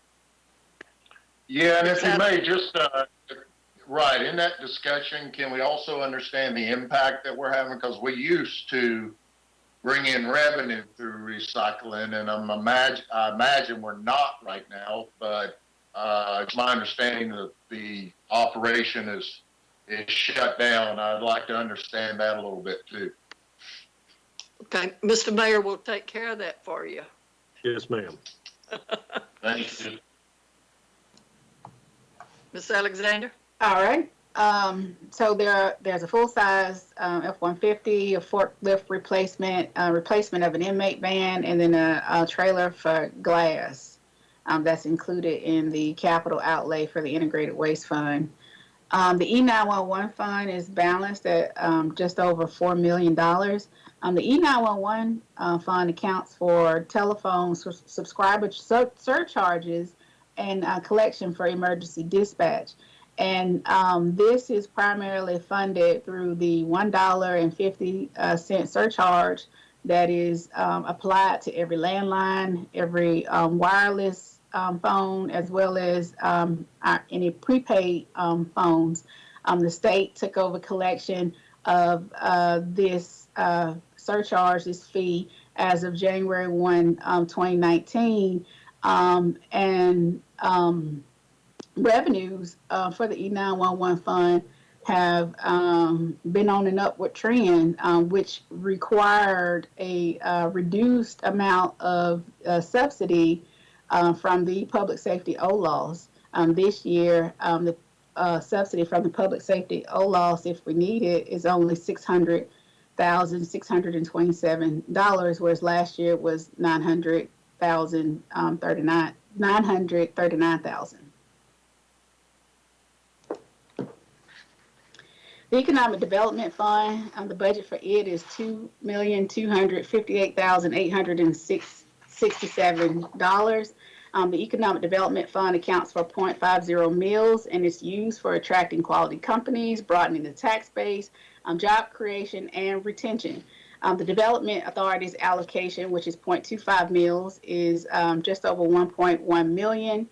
Still out of this allocation, we have the NCR Blue Cross Blue Shield commitment at $800,000. We're in year 6 of 10 of that. And we also have the Mercer project commitment of $100,000. We're in year 2 of 5 of that. And included in the budget is additional monies to the reserve for economic development of $229,434.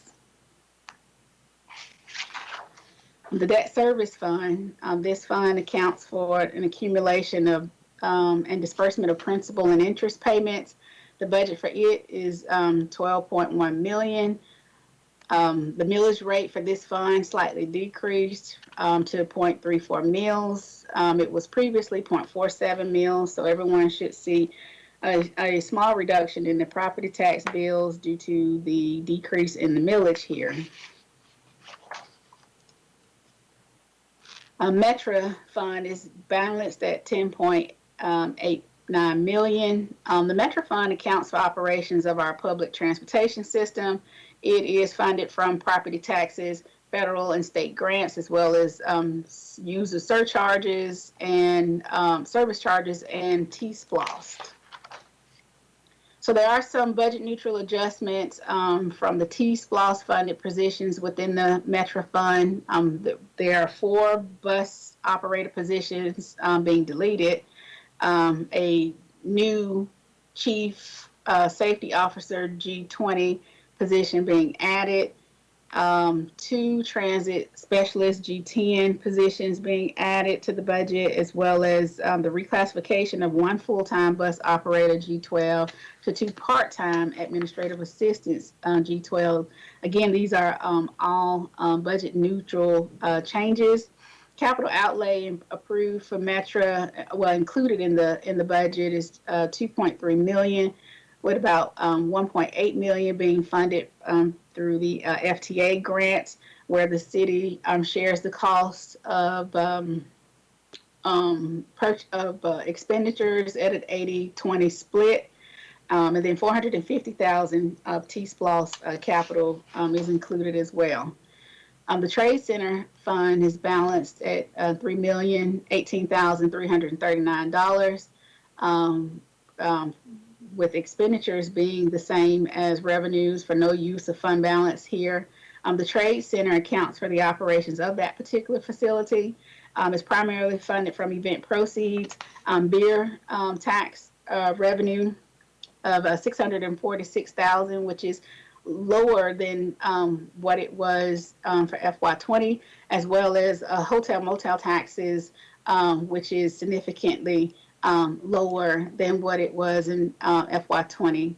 There are no personnel adjustments included in the fund, and a small amount of capital outlay, which amounts to $254,426. Ms. Alexander, at some point, I would like for you to bring back to us in that trade center and also in the civic center. I know the trade center has quit having events. I know the beer tax is down, although some people are having a little more because of the coronavirus. The hotel motel tax is down. I want to know how much. I think that, I don't know when this, would you put that slide back up? I don't know when these figures were determined, but this is way in excess of what I understand is going on at the Trade Center. And I'm really concerned about the operations of that facility. So I'd like to know when these numbers were determined and how they really, I mean, the hotel motel tax, when we've had 5 hotels in Columbus close, I think that we are going to see a dramatic a dramatic shift in how much hotel motel tax we're going to get. And $450,000, I'm not sure that we're going to recognize that. So I want to delve into this a lot deeper. Trade Center and Civic Center. Right. Well, that is significantly reduced, Councilor Thomas. The budget for hotel motel taxes, just as an example for the Trade Center, in FY21, we budgeted $650,000. So we are losing way more than $200,000 in the hotel motel tax over this next year.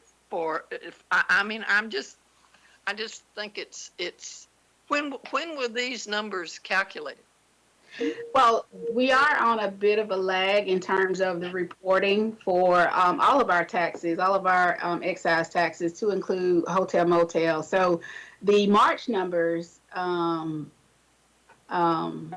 we do have those. The April numbers, though, which would include, a complete month of shutdown, we won't actually have that until the end of May. But the $250,000 is just for the portion that's applicable to the Trade Center. The budget. Yeah, I understand that. And I understand, though, if the Trade Center realizes $450,000 from hotel motel tax in next year, that it's going to be, I just think that's too much. Way too much. Actually lower than where we were, during the recession, which obviously, during that time, hotel motel taxes were still over the $500,000 mark for the Trade Center specifically. And so in the recession, we did not have 5 hotels that had closed. Understood. Well, if I may, I'd like for us to take another look at this one and at the Civic Center money. We could, Madam Budget Chair, we can certainly do that, and we'll do it in consultation with the management of those facilities. We've got the President CEO of the Convention Visitors Bureau that will be possibly appearing before you on Tuesday. They've acknowledged the impact that it's going to have on the CVB, and they've made some budget adjustments, and they are going to be asking council to support them in what they need. They need to see their way through what we believe is going to happen. So we'll certainly have CVB, and we'll have the Trade Center, and we'll certainly have the Civic Center to talk more specifically about how they've budgeted with our assistance in projected reductions, and how the sales tax reduction will impact the operations. We think it will be consistent with the decline in conferences, events that they have, because as we go through the first 6 months of the fiscal year, we still think that many organizations, they've already canceled. I know church organizations that have canceled into the new fiscal year because they're not going to want to bring large groups. So I think all of things have been taken into consideration. And you know how that works with the Civic Center and the Trade Center. When they do more events, they come to you for a budget adjustment that asks you for more money because it's all going to balance out. And when they're reduced level of events, then their revenue is going to be reduced, and it all balances out. But we'll come back to you and make sure that we make this very clear. You know, I hope I'm wrong, Mr. City Manager. That would be delightful to me. I also know that I personally have been told of several events that I was going to attend that have been canceled because the Trade Center pretty much has canceled everything. But if you would come back with whatever you can, and let's see if we can't. I don't know. Yeah, we'll do that. No problem. You understand my concern. Absolutely. Yeah, absolutely. We'll do that. Yes.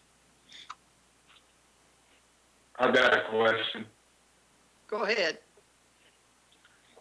Madam Finance Director, and I concur with Councilor Thomas. There will be an impact, and it'll be a lot more severe than the Great Recession that we went through. Let me just ask this question. Can the Trade Center use their reserves to cover any operational shortfalls or their venue shortfalls over there?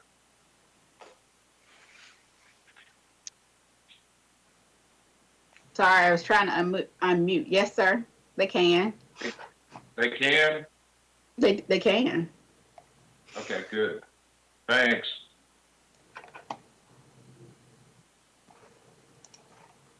Okay. Go ahead. No.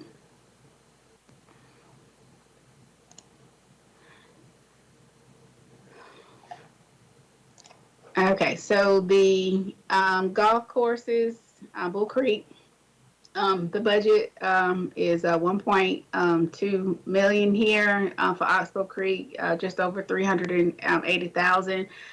With the subsidy to both golf courses, a continued subsidy from the general fund, 50,000 for Bull Creek, 150,000 for Oxbow Creek.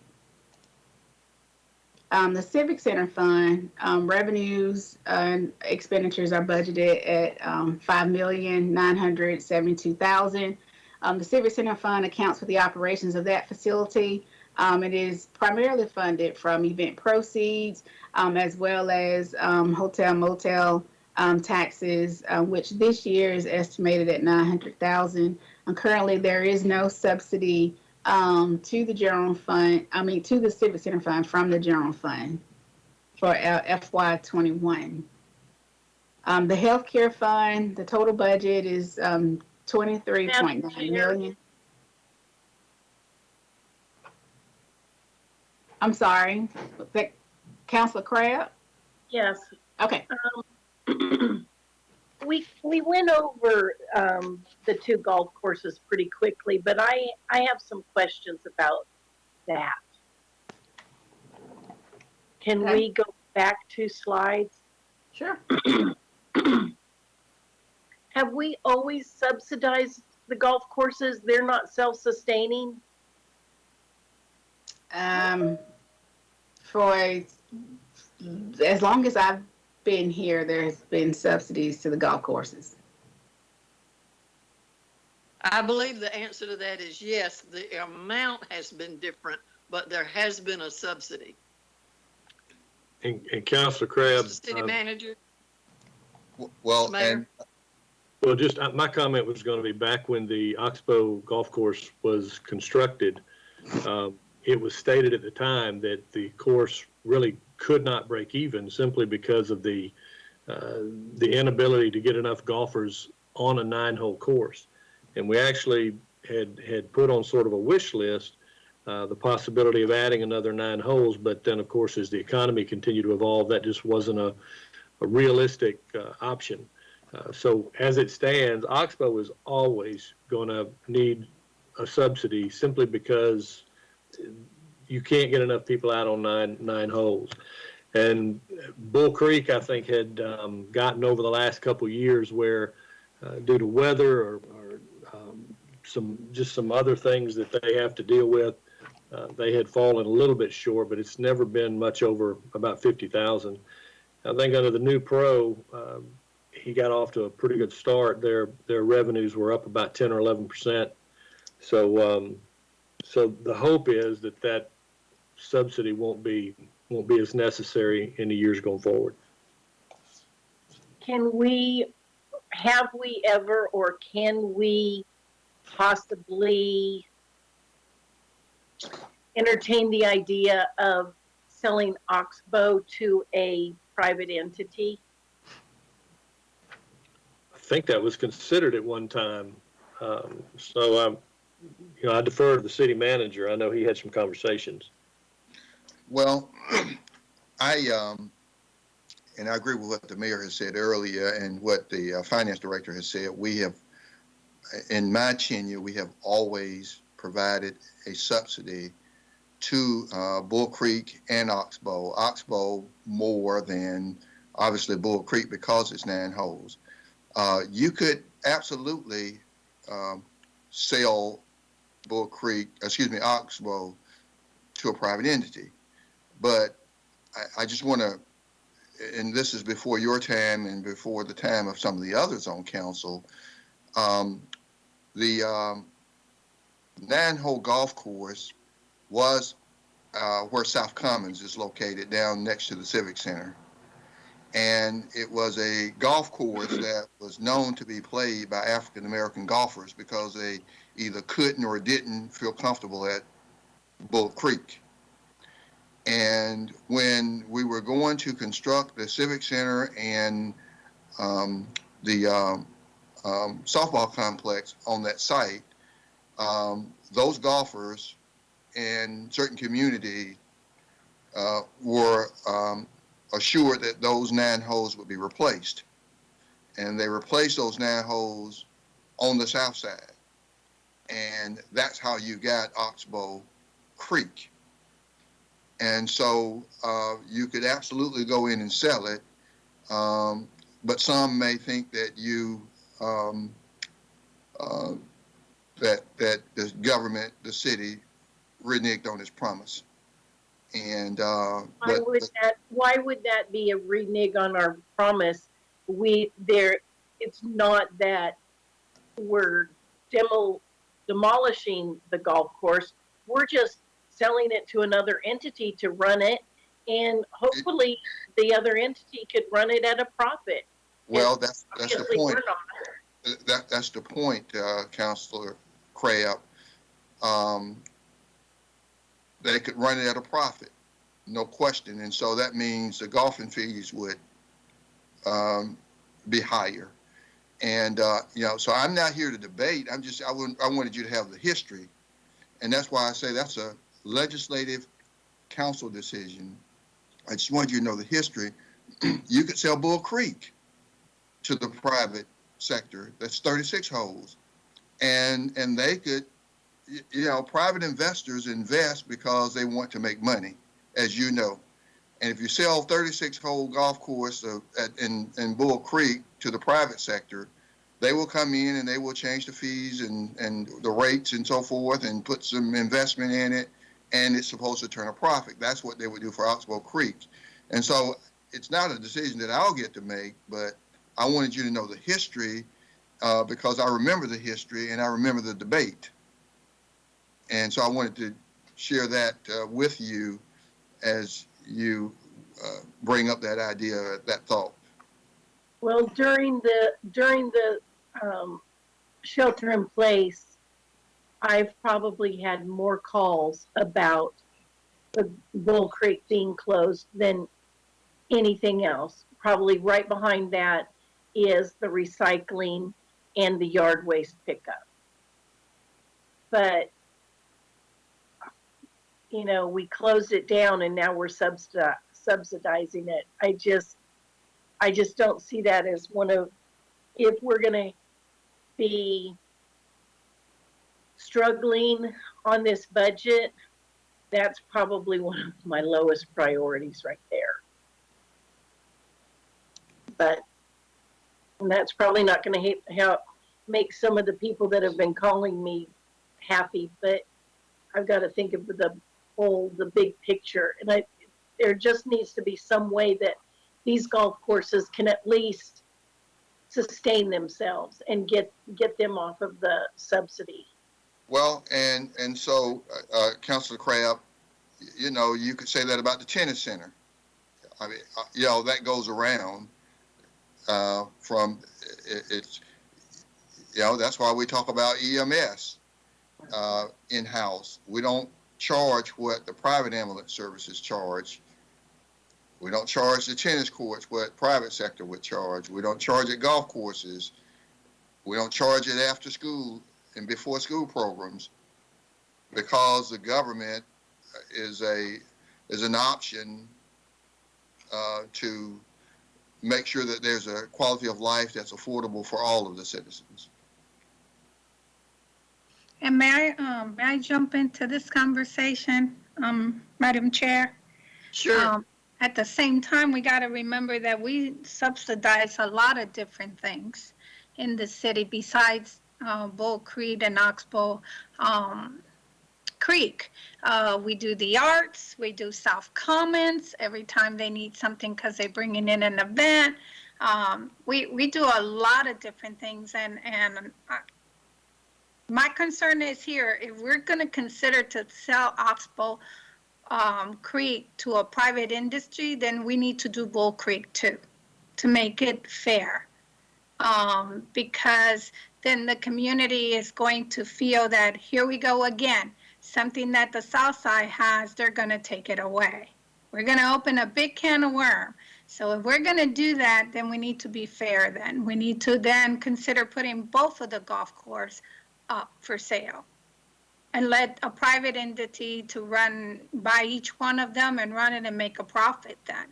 But I'm not in agreement just to do Oxbow and leave it, because that dividing line we've been trying to erase is going to come back thicker than what it is now.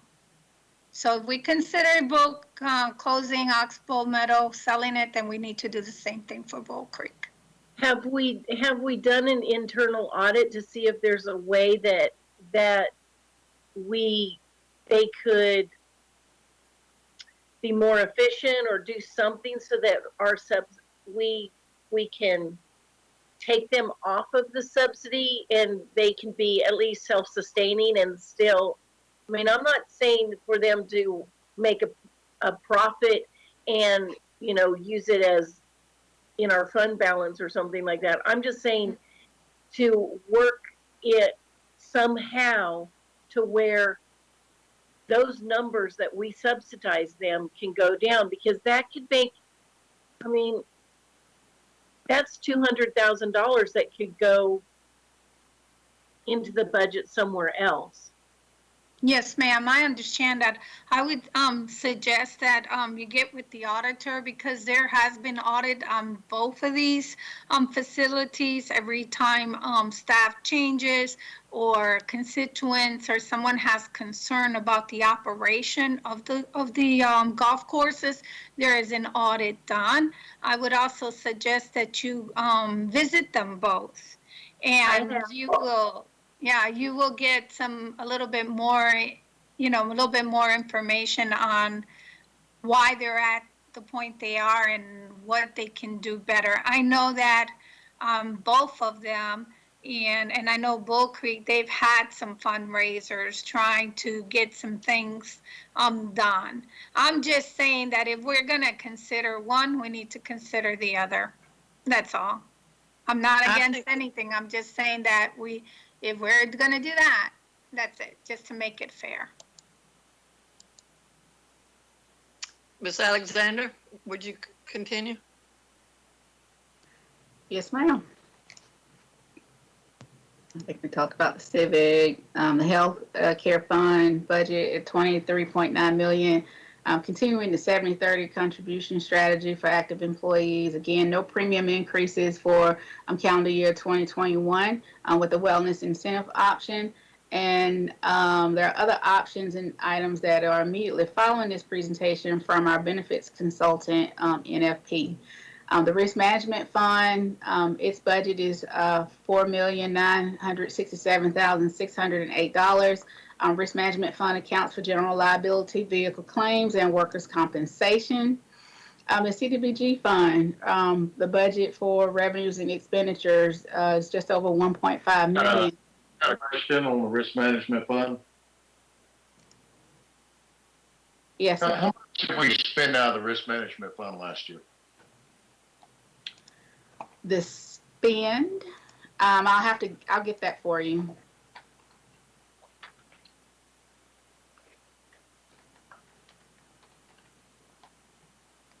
Okay, just making a. I'll circle back. Thank you. Pull up the finance system.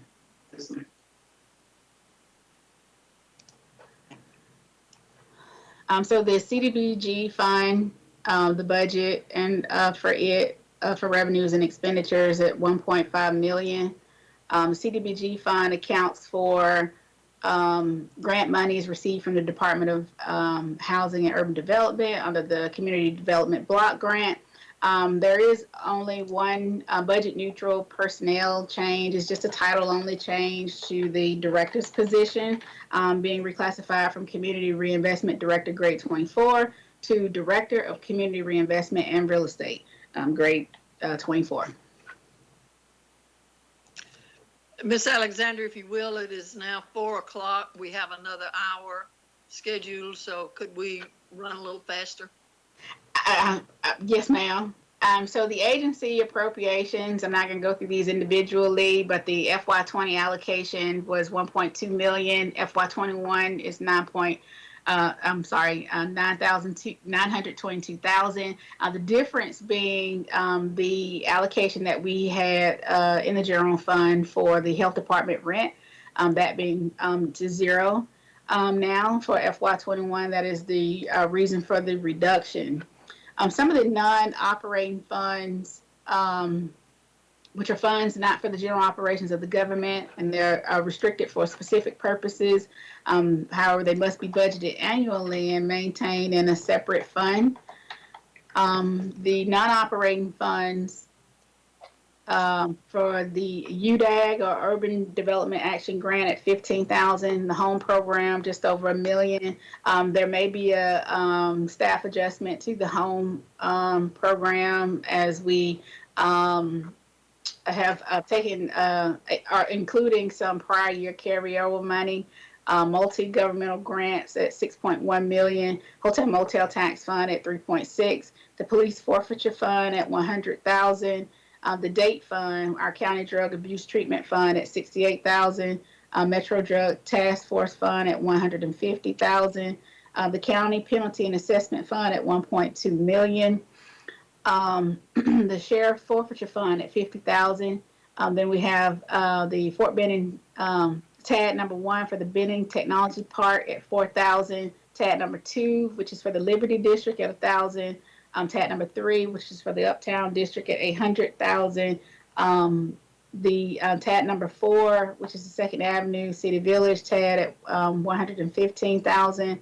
Number 4 for the Midtown West TAD is 140,000. TAD number 6 for Midtown East at 25,000. TAD number 7, Midland Commons at 1,000. I'm just for most of the TADs where the budget is 1,000, just in adopting a budget, anticipating that we'll see some collection. For the other TADs, it's currently for the most part what's available in that fund for any council approved projects. For the capital projects fund at 27.5 million. The T-SPLOS fund, which includes the TIA projects as well as discretionary projects at 39.2 million. The 1999 SPLOS at just over 5 million. The Columbus Building Authority lease revenue bonds of the 2003 A series at 600,000. The 2003 B at 4.4 million. 2010 B, we do have some funding to spend down in the 2010 B and C, although those were the bonds that we refunded this year. There was 123,000 for the B series, 40,000 for the C series. The Columbus Building Authority revenue bond for 2018, which was for the government center improvements and needs assessments and so forth. That budget is 3.5 million. The Family Youth Coalition at 50,000. The other local option sales tax fund has a revenue budget of 34.8 million. Expenditure budget of 36. Bond series. Madam Budget Chair, I got a question on the bond series.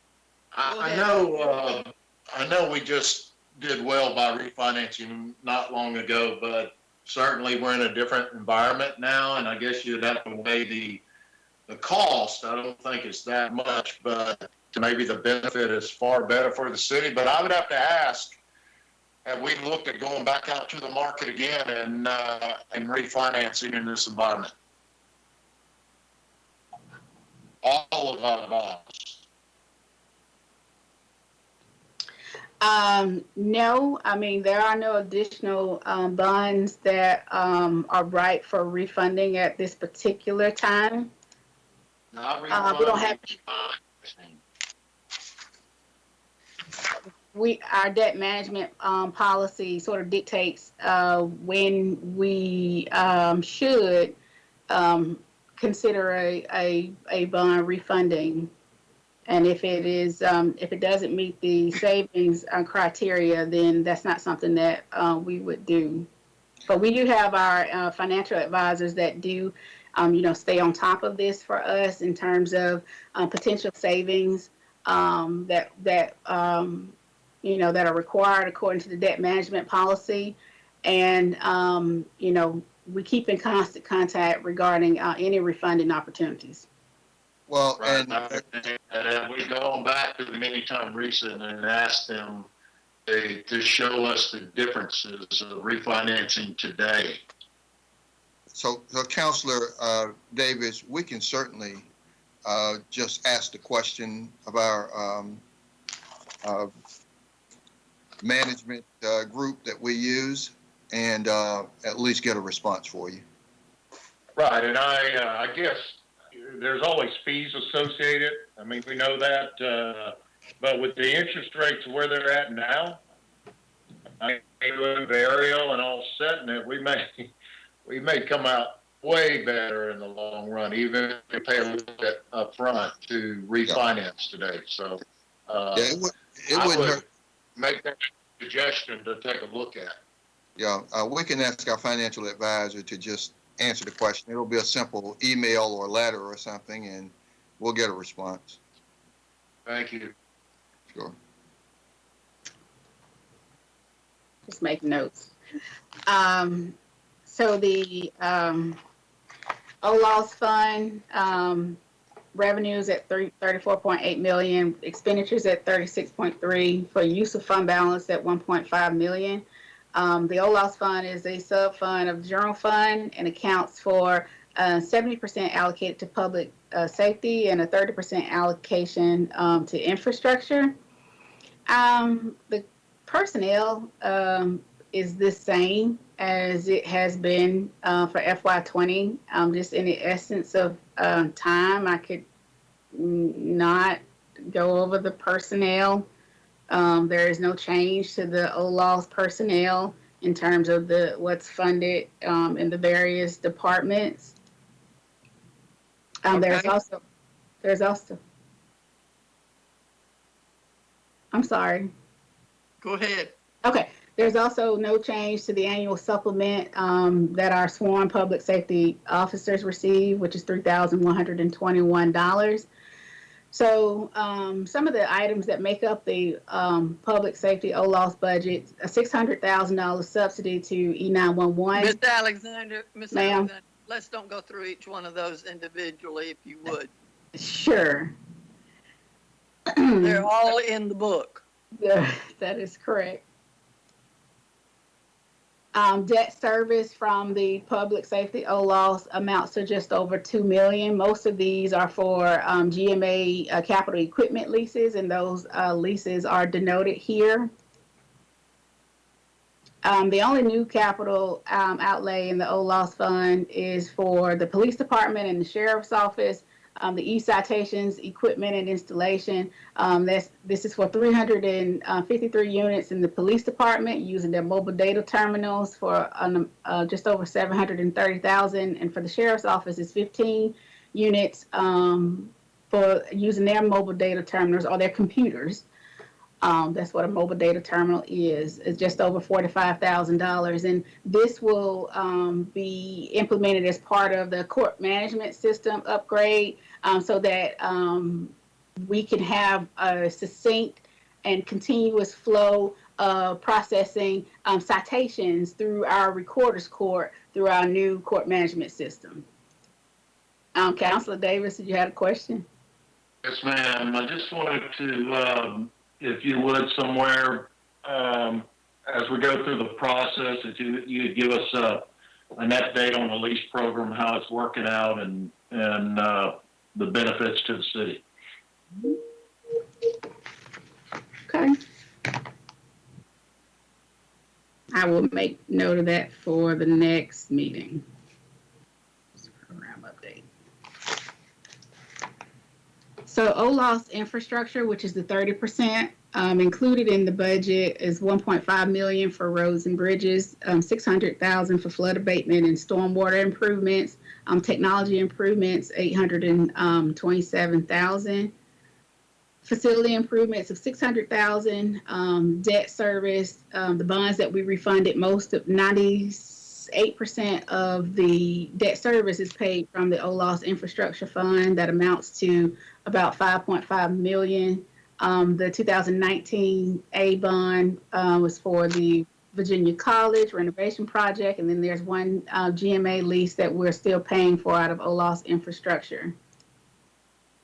So this slide is new. I just wanted to provide council with a sales tax industry mix comparing March of 2020 to March of 2019, so that you can see by category. These categories are provided by the Georgia Department of Revenue.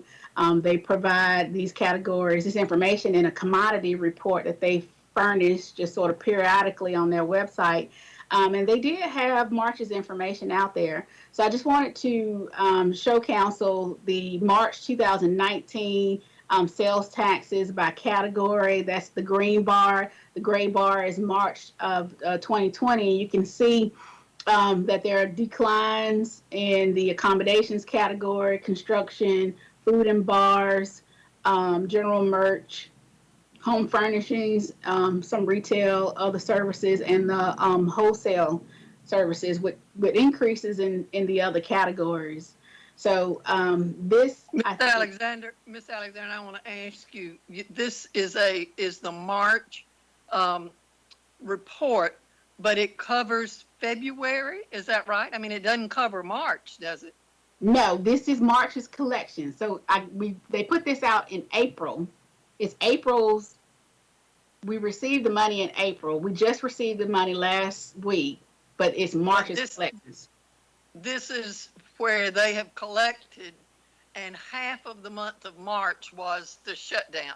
So Right. you're saying this reflects that? Yes.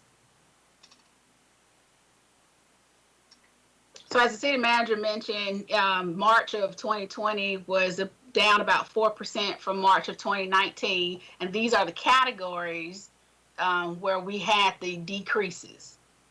That's what's being shown in the chart here. Year to date, though, for FY20, we're still up 4% over FY19. Thank you. Yes, ma'am. So then there's the T-SPLOS funding, discretionary project funding of $2.25 million. And again, additional project information will be discussed during the FY21 transportation update next week by Deputy City Manager Pam Hodge.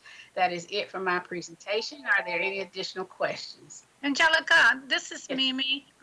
Madam Chair, can we go back to that side, the bar that you were showing? The one in the slide you just shown, right? Okay, I just want to make sure I understood it correctly. The green is actually 2019, that's correct. And the March is like, is it correct? Is this what we know so far due to the corona where we're at? Is that what we're saying? Right, this is just comparing March of 2019 to March of 2020. Right. And you know, March 2020 included half of month of the economy being shut down. Okay. So we will be able to see what April looks like next month, because if I heard you correctly, you said that this is a monthly thing? Yes, ma'am, and it's on a lag. So you're correct. At the end of May, we'll know what April looks like, and I'll prepare another bar chart that compares April of 2020 to April of 2019. Okay, you read my mind, because this would actually let us know where we are. How's our economy? I think this is another little piece of tool that can show us if it's climbing back up or is it really going back down again. And I'm expecting April to be less. Right. What do you think? We'll see. Okay. All right then. Thank you. Sorry for the interruption. All right. Any additional questions? I have a couple of questions. Do we expect any carryover? What are we expecting as far as carryovers, overall carryovers from 20 to 20? Well, I'm just saying 20 to 21. I know that's not our budget cycle, but you understand what I'm saying. And purchase order carryovers or? Carryovers in jail, what are we projecting? Across the board, we always have carryovers every year. What are we projecting for this coming year? Right, we do. Not many in terms of any carryovers that would need to be incorporated into the FY21 budget at a later date. There were some due to the shutdown and so forth and the disruption in certain operations. We were not able to put out some bids or RFPs. There may be a small amount of a carryover from FY20 to 21 in terms of, items that were included in the budget for FY20 that were not purchased. The purchase order carryover, though, that is largely determined based on any outstanding purchase orders that we have at the end of the year. So if the service hasn't been completed for a particular purchase order, if we haven't received the goods by June 30th, then that does carry over to the new year. But that's only because we didn't have the item or the service wasn't completed by the end of this fiscal year. What is the finance department anticipating in overall carryovers? I mean, it's really too early to tell. What we do. What were they last year? Do you have an amount from last year? Mm-hmm. Or the prior year? So let me be clear, Council. When you talk about carryover, are you talking about things that salary, everything we carry over when you come back to us, when we readjust the budgets, when we carry from the prior year where any kind of expenditure does get used, any new revenue or salary savings, whatever it may be. I mean, we usually have those carryovers every year. Yeah. Well, that's what I was trying to be clear on. You're talking about revenue that's carried over that would then go into the reserve fund and build up the reserve fund, as well as any expenses, and that would come after encumbered expenses, of course. Exactly. Yeah. Exactly. So, I so don't know if that will project that or not, but I'm just asking if anticipating. Yeah, she can get that information for you, Councilor Davis. I know she's in the office and her team is not there with her, but if they were there with her, they could pull it up and hand it to her. But she has it, and will get it to you. So just know that. I'm just looking at a picture of how it all plays in going into next year. But how about fuel savings? Are we anticipating any significant fuel savings? I remember one year there was when the market went down. If I'm not mistaken, it was well over. I know it was well over $1 million. I thought it was close to $2 million in fuel cost savings. Is that right? Or are we anticipating any going into this coming year? Well, I certainly do. The gas prices are down right now, and they've got more oil than they can give away, you know. And so I think that's going to impact, that's going to impact our cost for fuel, obviously, because we typically order fuel every day, and we go through a bid process to get that so that we get the lowest price and best price. So I anticipate there's going to be some savings. Just can't say how much, and she can certainly look that up. And that's probably, I mean, I'm just throwing it out, Madam Budget Chair. So somewhere down the line, as we go through this, these would be these are questions that are coming. If we can kind of get a picture of that, I mean, I pulled up the other day and was on empty and it hit $31, and I thought the pump kicked off, so I went to try to turn it back on, and it was full. Yeah, and it was half the price of what I'm used to paying. So I know we got to check something. Yeah, and I want you to know, as a budget for the budget process, we have our fleet management people to give what we project the average price of fuel will be during the course of the year, so that you don't have one department budgeting an average of $3 a gallon and someone budgeting $1.50. Everybody budgets for fuel at the same rate because it comes out of our fleet management area. And you're right. And I guess overall, I'm just looking at our stability and as we move forward. But I'm sure we'll get some more updates on this as we go. Yes. Thank you, sir. Yeah. Thank you, Madam Budget Chair. Miss Alexander, unfortunately, I have a clock right in front of me. We have 40 minutes left scheduled for this meeting, and I know we have the health consultant and Chief Lang and Ms. Hall. And remember that when we started this, I said flexibility is our theme in this. Do we need to reschedule Chief Lang and Ms. Hall? I don't want us to go over our 5 o'clock timeline if we can help it. What do you think? What does the council think? Ms. Alexander, what do you think? You know what they're looking at. Right. I would just like to, I think the healthcare update can be fairly brief and done maybe in about 15 minutes if we can get to it. And if we get to 5 o'clock and, the other presentations haven't made it up, then I most certainly work with them to reschedule. I know the fire department, it's like 2 slides. So I would hate for them. I just hate for them to sit around and wait, and then we say at 5 o'clock, oops. Right. Well, I mean, it's really at your pleasure. I mean, I don't. Well, let's go ahead with the healthcare, and I'm assuming that Chief Lang and Ms. Hall are already on this call, and if They you are. want to reschedule, send somebody a text and tell them reschedule me. Thank you.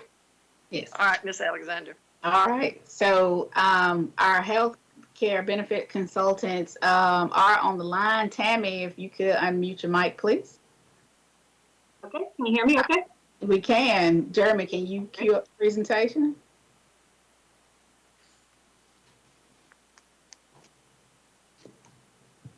And Tammy, just as I told you in the email, when you're ready to move on to the next slide, just let Jeremy know. Next slide, please. Okay, perfect.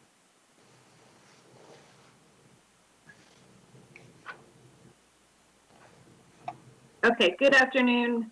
I will keep this as brief as possible. This is Tammy Starkey, Vice President with NFP. Today I'm going to go through our FY21 healthcare budget recommendations and also an overview of how the plan is running. So on the first slide of the presentation, you'll see kind of our agenda for what we're going to talk through today. First, that high-level review of the plan claims experience, and that has continued to run well on the medical and the prescription drug claims. We'll look at some of the top cost drivers that are targeted through the wellness program and the discount for, prescription drug program, and a new program that we're proposing to implement for FY21. We'll look at the funding of the health plan and a proposal to for no change to the plan design or employee contributions for 2021. And then also an overview of a full marketing analysis that NFP completed this year to review the cost, network discount, provider disruptions, and we also reviewed fully insured and self-funded arrangements from all carriers and TPAs. And these recommendations were reviewed with the Employee Benefits Committee in February. We were not able to meet with the Healthcare Task Force in March due to COVID-19, but we did supply City Council with a fact sheet of all recommendations for FY21. So in the health plan overview, we'll see the annual medical prescription drug claims. As we look at the 5-year history on the plan, we see that we are experiencing a declining trend in the overall cost. We compare this for the last couple years, 2019 and 2018 of the plan years to 2016, when the new plans were put in place. So our new plan design. We also implemented our new programs at the Health and Wellness Center to focus on disease management, early prevention and detection of potentially catastrophic claims exposure on the plan. And so for 2018, we saw, first for 2017, we saw an initial decrease of almost 2% in our claims experience. 2018 further decreased by additional 9%. And for 2019, we have ended at $1.4 million less than we were when these programs were put in place, or about 8%. On the next page, we benchmark the total plan cost for CCG against other public entities, city and county governments, other employers within the region of Southeast, and other employers of similar size. So this includes your total cost for the health plan, your prescription claims, medical claims, and all fixed costs for administration of the plan. So you'll see for 2019, CCG's average cost was about $8,500 per employee, where other employers in the region averaged $10,877. Other employers of similar size, a little over $13,000, and other employers of state and local governments, $11,640. As we look at cost drivers on the plan, we have focused the last few years on some specific disease states that continue to drive costs, but we have seen improvements in some of these areas. Asthma and COPD, we have seen a decrease in the number of patients being treated for this condition, and we've also seen marked improvements over the last 4 years in the cost associated with asthma and COPD. For diabetes, we've also saw improvements in the cost for 2019 compared to 2018. We saw a 41% reduction in our cost for claims related to diabetes. So much improved there, and in the benchmarks. Even though we're still 36% above norms, That's compared to 243% above norms in 2018. So continue to see improvements with the programs that we have in place to focus on these disease states.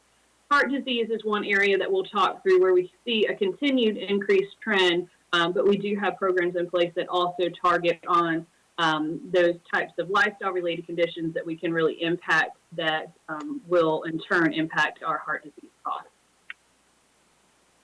So slide 7, this shows the 4-year trend for the costs related to asthma and COPD. So this is where we see that really marked improvement for 2018 and 2019 compared to the 2 years prior. 2019, we're down 59% from where we were in 2016.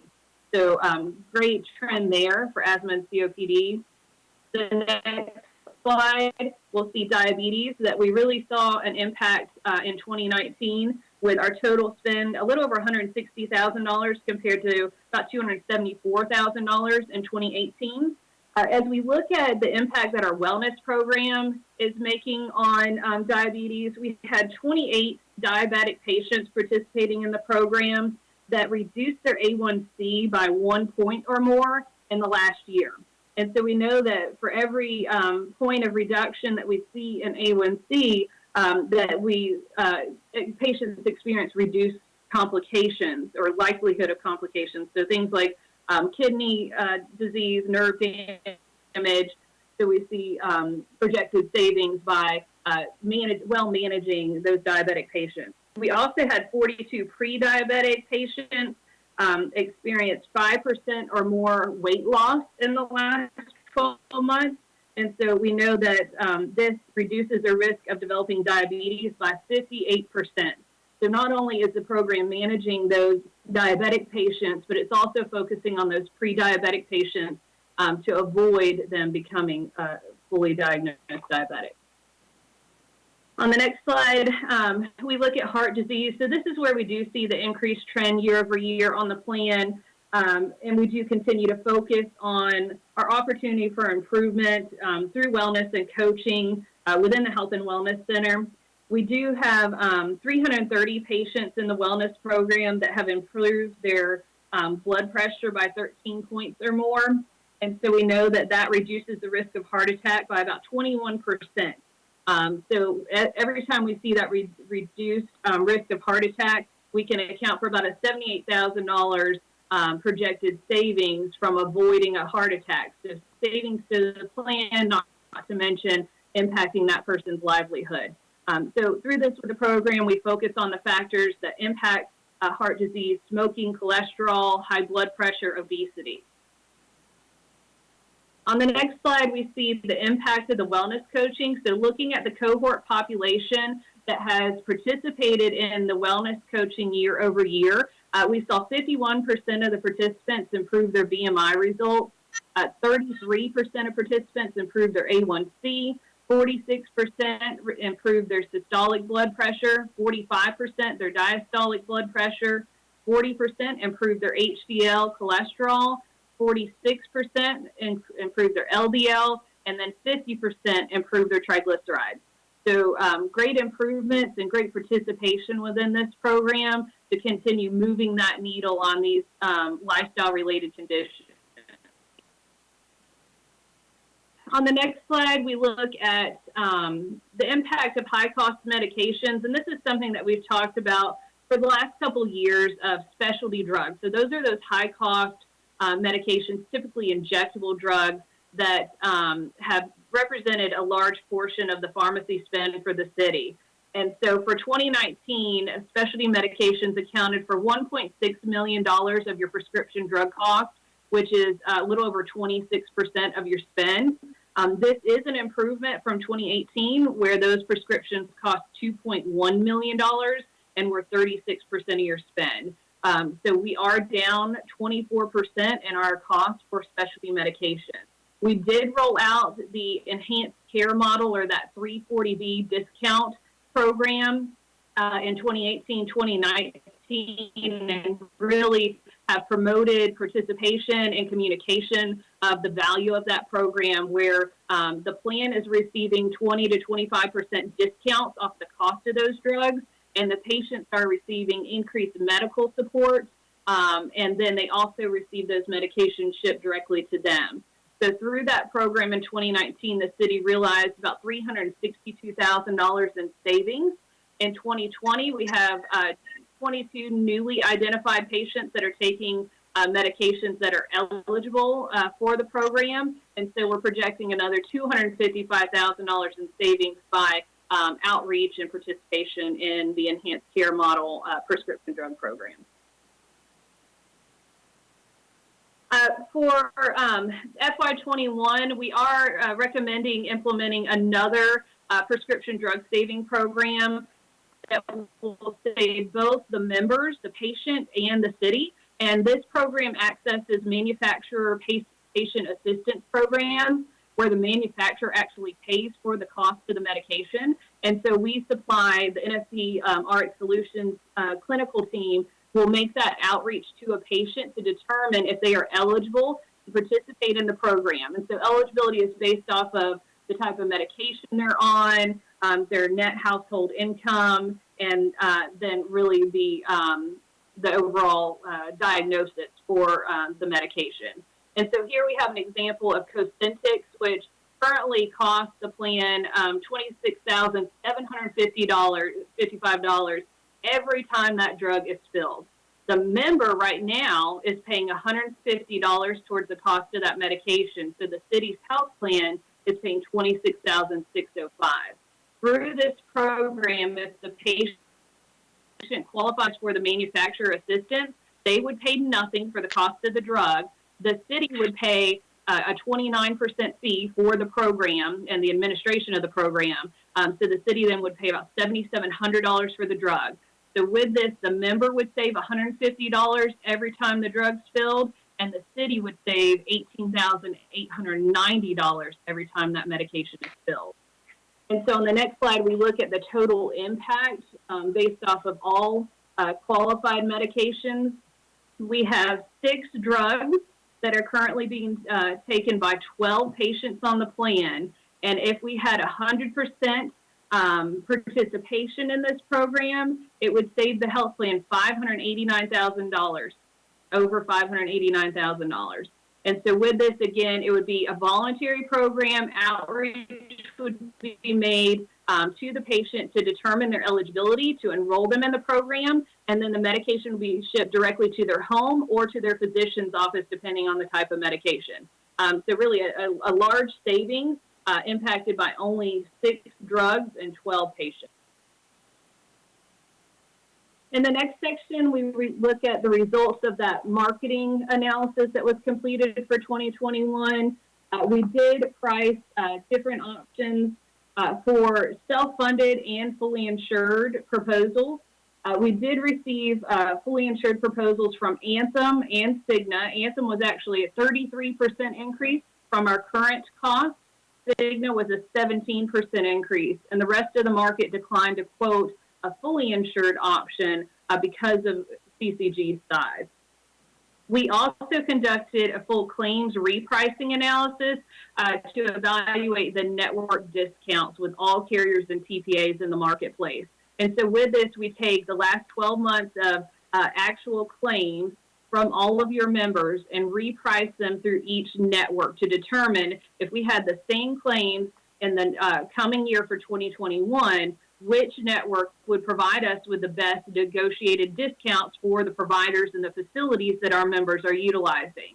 And that analysis did confirm that Anthem does retain the greatest discounts for the providers that CCG members are utilizing. Anthem's savings were from $1 million up to $3 million greater than the other network options that were evaluated. So those other networks included Aetna, Cigna, Humana, and United Healthcare. We also evaluated a new narrow network option with Cigna that they're calling Local Plus. And this is a partnership that they are rolling out with Piedmont. And so Piedmont Columbus Regional Hospital would be included in that network. The network focuses on lower cost providers that have improved patient income. So they'll call that more efficient, fewer readmissions for hospitalizations, lower costs. And so with this, there would be fewer physicians and hospitals that are included in this network to realize projected savings. With this, Cigna was proposing an option that would be able to be offered alongside our current plans. They were assuming 600 employees would elect this narrow network option, which would be about 28% of our overall enrolled population. So a pretty stout projection of how many would elect that type of option. But if they did realize that level of participation, that would be a savings of about $293,000 for the year. That would include significant provider disruption as we reviewed the top utilized facilities. Only 51% of those would be included in this Cigna Local Plus network, and only 73% of the top utilized professional providers or physicians would be included in the network. So that would mean that any of those that fall out of network and are being utilized currently would not be covered with this type of plan. In the next section, we review the health plan funding recommendations. So on slide 17, the recommendation is for no increase for employees if they participate in wellness. The continued differential for non-wellness participation is 7.3%. So again, this would be no change for those that continue to participate in wellness, and the same differential that employees are currently paying if they do not participate in wellness. And again, wellness participation is defined by completing a personal health assessment screening or a biometric screening, and then participating in coaching if they're deemed high risk based off of the results of that screening. For CCG, this means a per budgeted position amount for FY21 of $5,950. And CCG does continue to fund 70% of the cost for the active employees. We're also proposing an increase to the tobacco surcharge. It's currently $50 a month, and that would be increasing to $75 a month. The next slide, we just highlight those biweekly payroll deductions for the silver and gold plan for the active employees. Again, no change here from their current costs. So for wellness, non-wellness, you see the same differential that they're currently paying for 2020. And then the next slide shows the pre-65 retirees that are also enrolled in the silver and gold Anthem plans. No change to their costs on a monthly basis as well. The last slide is just a summary of recommendations. First, to retain Anthem Blue Cross Blue Shield as a self-funded health plan administrator due to the network discounts that provide the cost savings to the city and to the employees. No change to the health plan coverage or employee contributions for 2021. Continue the wellness initiatives so that we further impact those cost drivers and see those improvements. And then introduce that new prescription drug saving option for the manufacturer patient assistance.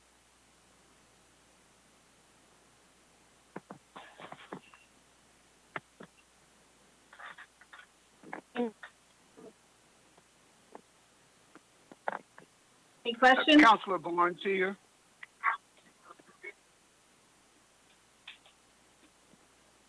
Can you hear me?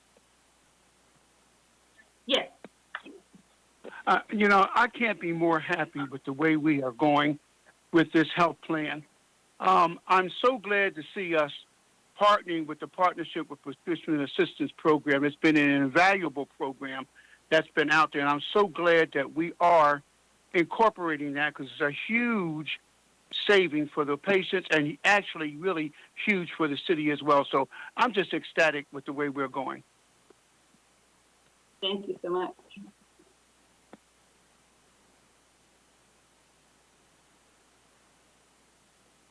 Unmute, Judy. Anything else from? Madam Budget Chair, I think you're muted. Sorry. Mr. City Attorney, are those recommendations ones that we should deal with as the Budget Committee or as council? I think the Budget Committee should deal with that. Okay, we can adopt the recommendations as part of the budget adoption. Is that correct? Right, I Is that mean, what you're saying? it'll be included in the budget ordinance once that's That's on the correct. table. That's correct. Yeah. Okay. Then we'll need to do that probably in one of our future meetings, because this is not an official council meeting and we can't take action today. Well, you can do it next week if that's Yeah. your pleasure. Right. Would somebody make sure that's on the agenda for next week then? Typically, Madam Budget Chair, the recommendations are included in the budget ordinance that you adopt. So there's no separate action that you typically take concerning the recommendations. Okay. Well, that's fine too. It'll be included on the first reading version. I just want it to be official and, correct. Yes, ma'am. Thank you. City Manager? Go ahead. Yeah. Madam, may I speak, or you're going to go ahead? Go ahead. Okay. City Manager, I want to take an opportunity to follow up on what Councilor Barnes says. I use the clinic, and I can tell you that it's very efficient. Their customer service skills are fantastic. If a medication is going to be really expensive, they do give you materials on how to get a discount or don't pay at all on the medication. And I just wanted HR or yourself, whoever needs to know that it needs to be noted what a well job the clinic is doing. And that was a great decision we did to go ahead and implement it. And with the presentation today, you can see that we are saving money. So I just wanted to say congratulations, job well done to whoever brought this program over to us and to the staff over at the Wellness Clinic. Well, thank you, and I concur, and it goes all the way back to former HR Director Tom Barron. He had a passion for it, and he made it happen. And I'm so glad we listened, because I use it. And I think it's fantastic, and they're very friendly. You don't have a long waiting period. And like I said, if they know something that could save the patient funding, they will give it to you so that you can take it to the pharmacy. I've experienced that, and I feel very blessed. So once again, to Tom, I know he's not around anymore, but job well done, and to our staff for keeping it going. Because I know at one time there was a lot of discussion over was it worth it or not, but now we're seeing with the presentations and the numbers that it is, and more people are starting to attend it also, which makes it a better performance. Well, and I just want to say too, current HR Director Retha Hollowell was a good student of Tom Barron. She picked the ball up and she ran with it. So kudos to her as well. Yes, sir. That's why I couldn't remember everybody, so I was letting you do that. Thank you, Councilor Woodson. Anybody else?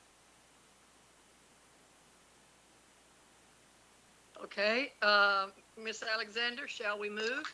Yes, next item on the agenda, fire and EMS. Taking that with you all. Chief Higgins? Okay, this is Chief Lane. Okay. Good afternoon. I just want to thank you, Budget Madam Chair Thomas, for allowing us to come before you this afternoon.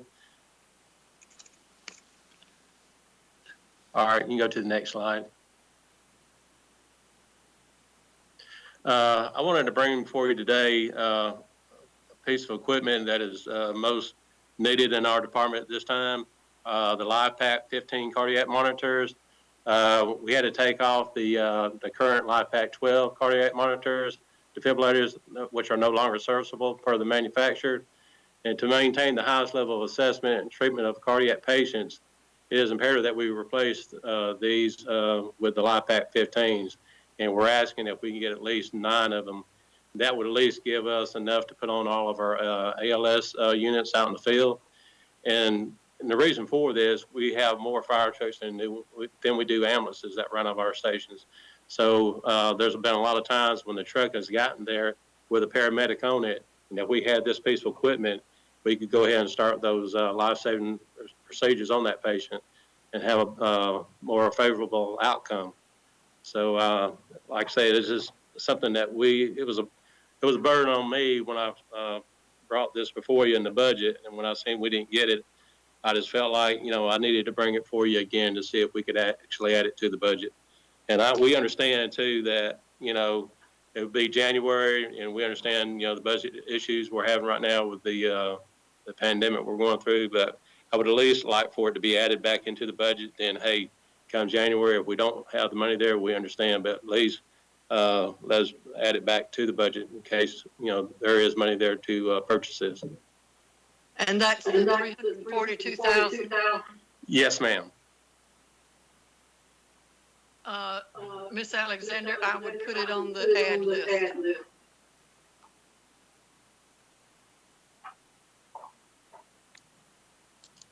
I have a question.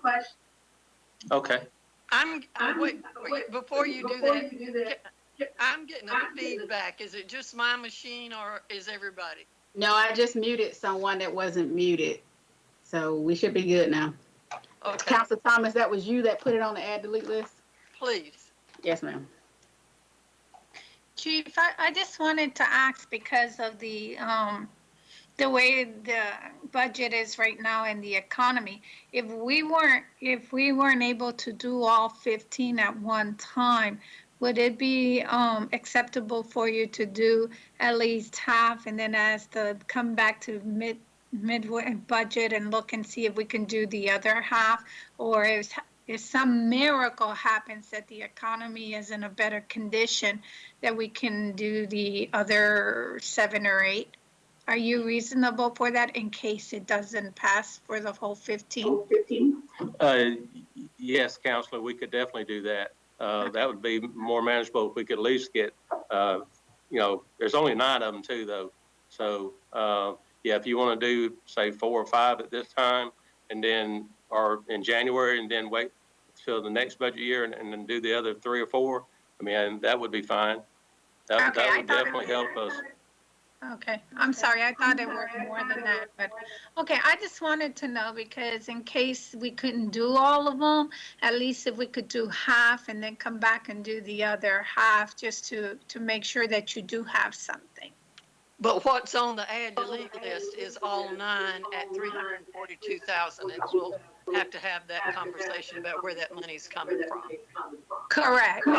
And that's the reason I asked that question, because if during the conversation it becomes a problem, then at least we could try to go for at least half, just in case. But I didn't want to make that offer without, seeing how you felt about that, Chief. Oh, that'd be totally fine. I mean, at least if we get, the 4 or 5 this year, and come January, rather, if the money is there, that would be totally fine with me. I know, and also the staff. I mean, at least that would give us a start, to put them out on the trucks that we got out there right now. We'd spread those out in the areas where we receive the most calls. And you know me, Chief, I'm very a cheerleader for public safety and yourself. And if I can't get the whole thing, I'd rather get some better than nothing. So that's the reason. That's how I feel too. Thank you. You're welcome. Yeah, I'm getting an echo. Madam Budget Chair, if I could make a quick comment, not Sure. really anything to do with the request, other than to tell you that I support it. We knew that these pieces of equipment were vital. It just came down to a choice on where to expend our resources. But I do want to say publicly before this group, what a great job Chief Lang has done as the interim chief. He stepped in and he has led that organization with integrity and with a focus on serving the public by treating the folks right. And I just want to make note of what a great job he's done and thank him for that. Thank you, Mr. Mayor. Chief, Mr. Mayor? Chief, I read the article in the Ledger the other day about Lieutenant Kinsman and the other EMS guys and what they are going through right now with all of the COVID-19 calls and so forth. I want to make sure that we have enough of the PPEs available for our fire and EMS folks right now. Do we have enough of that mask and gowns or whatever it is they need?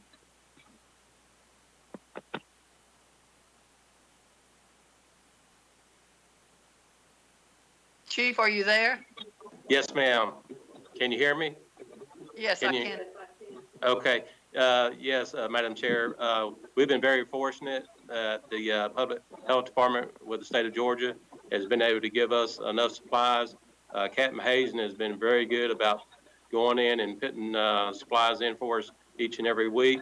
And at this time, we're doing real well on our PPE, on our N95 masks, our gowns, our face shields, our gloves. So yes, ma'am, we're doing real good right now. Good, good. Anyone else? Councilor I heard Barnes. Councilor Barnes. Yeah, well, you stole my thunder, Judy, because I was going to, I saw the article, and I wanted to ask that question, but also, I also wanted to piggyback on what the mayor said. Chief Lang, you have done an exceptional, with a capital E, job, and I just want to take the time, being that the mayor opened the door, just to extend my appreciation for, I know with something like that, you're wearing two hats, and so I just want to express my appreciation as an elected official of the job that you're doing. Thank you. And Madam Budget. Thank you, Councilor Barnes. Mr. City Manager? Since they're passing it around, I just want to join them in saying that to Chief Lang. Just follow the mayor and Councilor Barnes. I've had the pleasure of working with him since he's become interim, and they couldn't have said it better. Great. Thank you, City Manager. Anything else for the chief? Yes, Madam Budget Chair. Chief Lang, are you finished with your presentation? Yes, sir. Yes, sir. I'm Okay. finished. All right, buddy. I know you missed baseball season. Yes, sir, I do. Look, we appreciate all y'all, the men and women of fire and EMS, and we just appreciate the good work. I hear so many compliments out in the community, and your folks do a good job, and it's, you know, you don't have to go very far in this community, and people will tell you about the service that's being provided out there and how they take care of our citizens. Very professional, respectful, and you know they really value. That's customer service, right? That's customer service. So we appreciate that.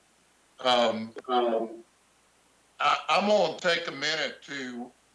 Well, you're here, so you're the first one on the agenda on public safety, but several of us council members have kind of talked about an idea, I guess. It's not a new concept, but you're hearing it all over with some of the things happening now that we're going through the pandemic and a lot of the hazards that are out there. And I know y'all have somewhat a plan. You have a system that how you deal with environments where there may be danger to your personnel.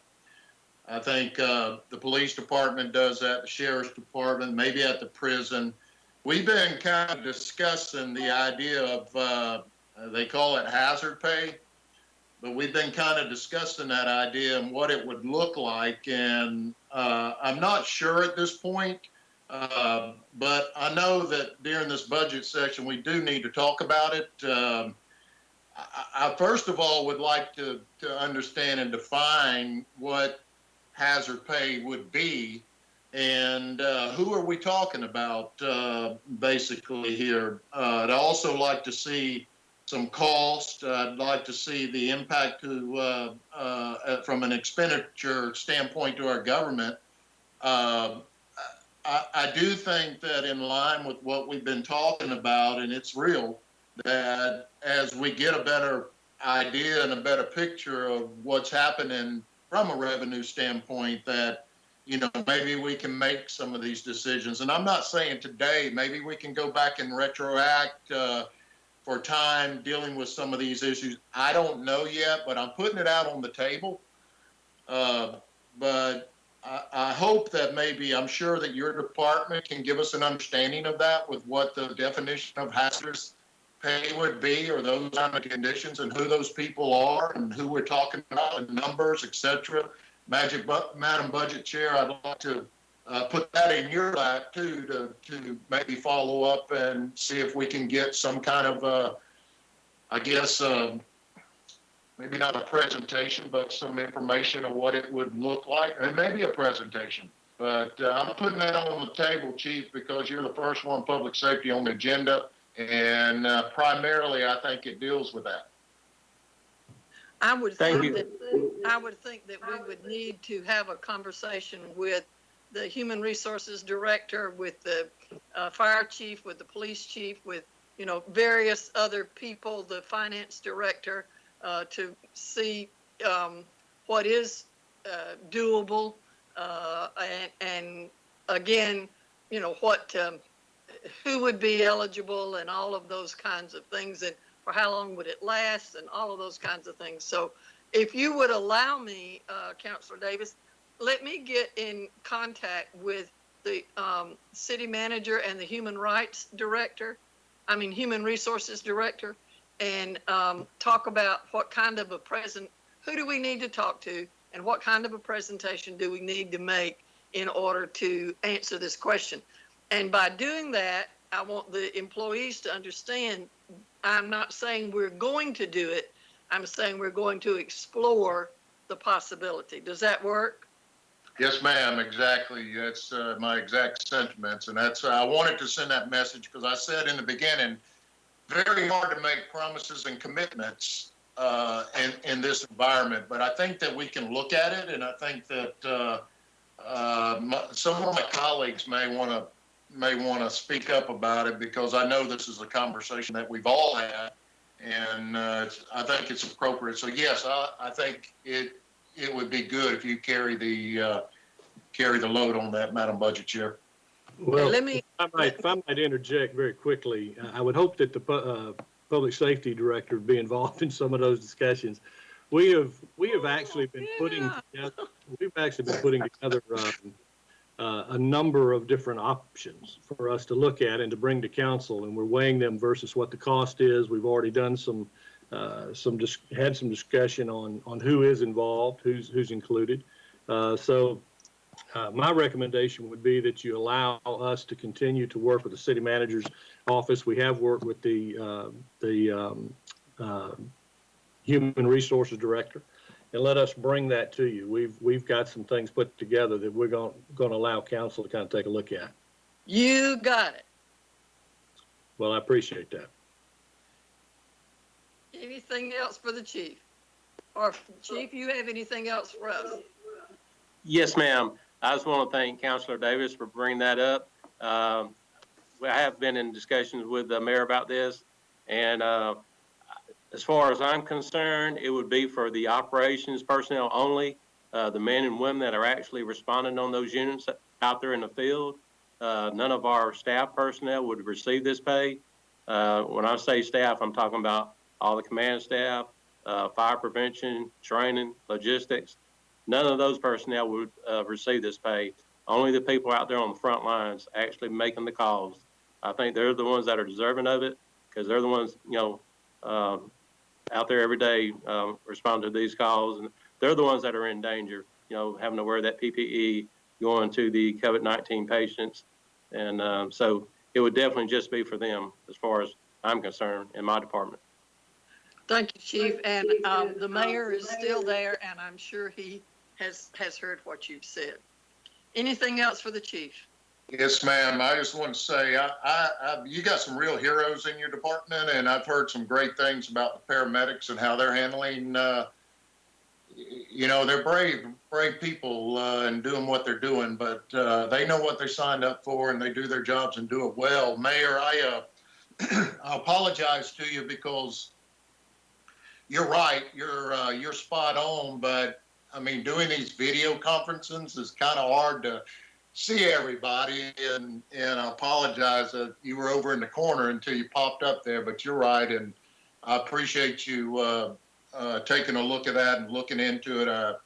I think from a budget process standpoint, a lot of us council members have been talking about it, and we look forward to seeing something. And oh, by the way, I don't know if anybody saw the other day, there was probably, I don't know, 16 aircraft that came into Columbus and put up hearts in the air doing aerials with smoke and everything, and made heart designs over the hospitals. And I heard that was a way for them to share the love, Chief, with first responders, which fire department, EMS, the police department, the hospital professionals and workers. And that was a good thing. I don't know if anybody saw that, but it was very heartwarming. I don't even know who those folks were, to be honest with you. I really don't. I heard about the Blue Angels and others, but I don't know who these people were, but they came to Columbus and drew big hearts up in the sky. I think they were out of Peachtree City, if I recall, a group that does that sort of thing. Anybody else for the chief? Our chief? I wanted to say one last thing, Madam Chair. I just want to thank the mayor. It's been great working with him, and Councilor Barnes and the rest of the council members. They've been very helpful during this time as I've been serving as the interim chief. I thank you for all your support. I couldn't ask for a better group to work with. So I just want to thank y'all for the comments that you made. Thank you. Thanks, Chief. Ms. Alexander. It's up to you, Madam Budget Chair. The district attorney and victim witness, they are still on the meeting. Shelley Hall is still here, and the district attorney, Julia Slater, are still on. So if you would like to proceed with their presentation, I'm sure they keep it brief. Okay, let's give it a go. All right, Shelley. Unmute.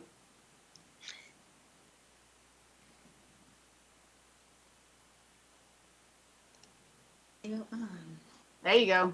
There you go. All right.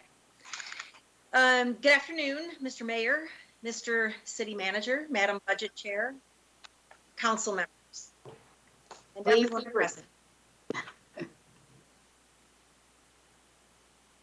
Go ahead, Shelley. I'll just remind you.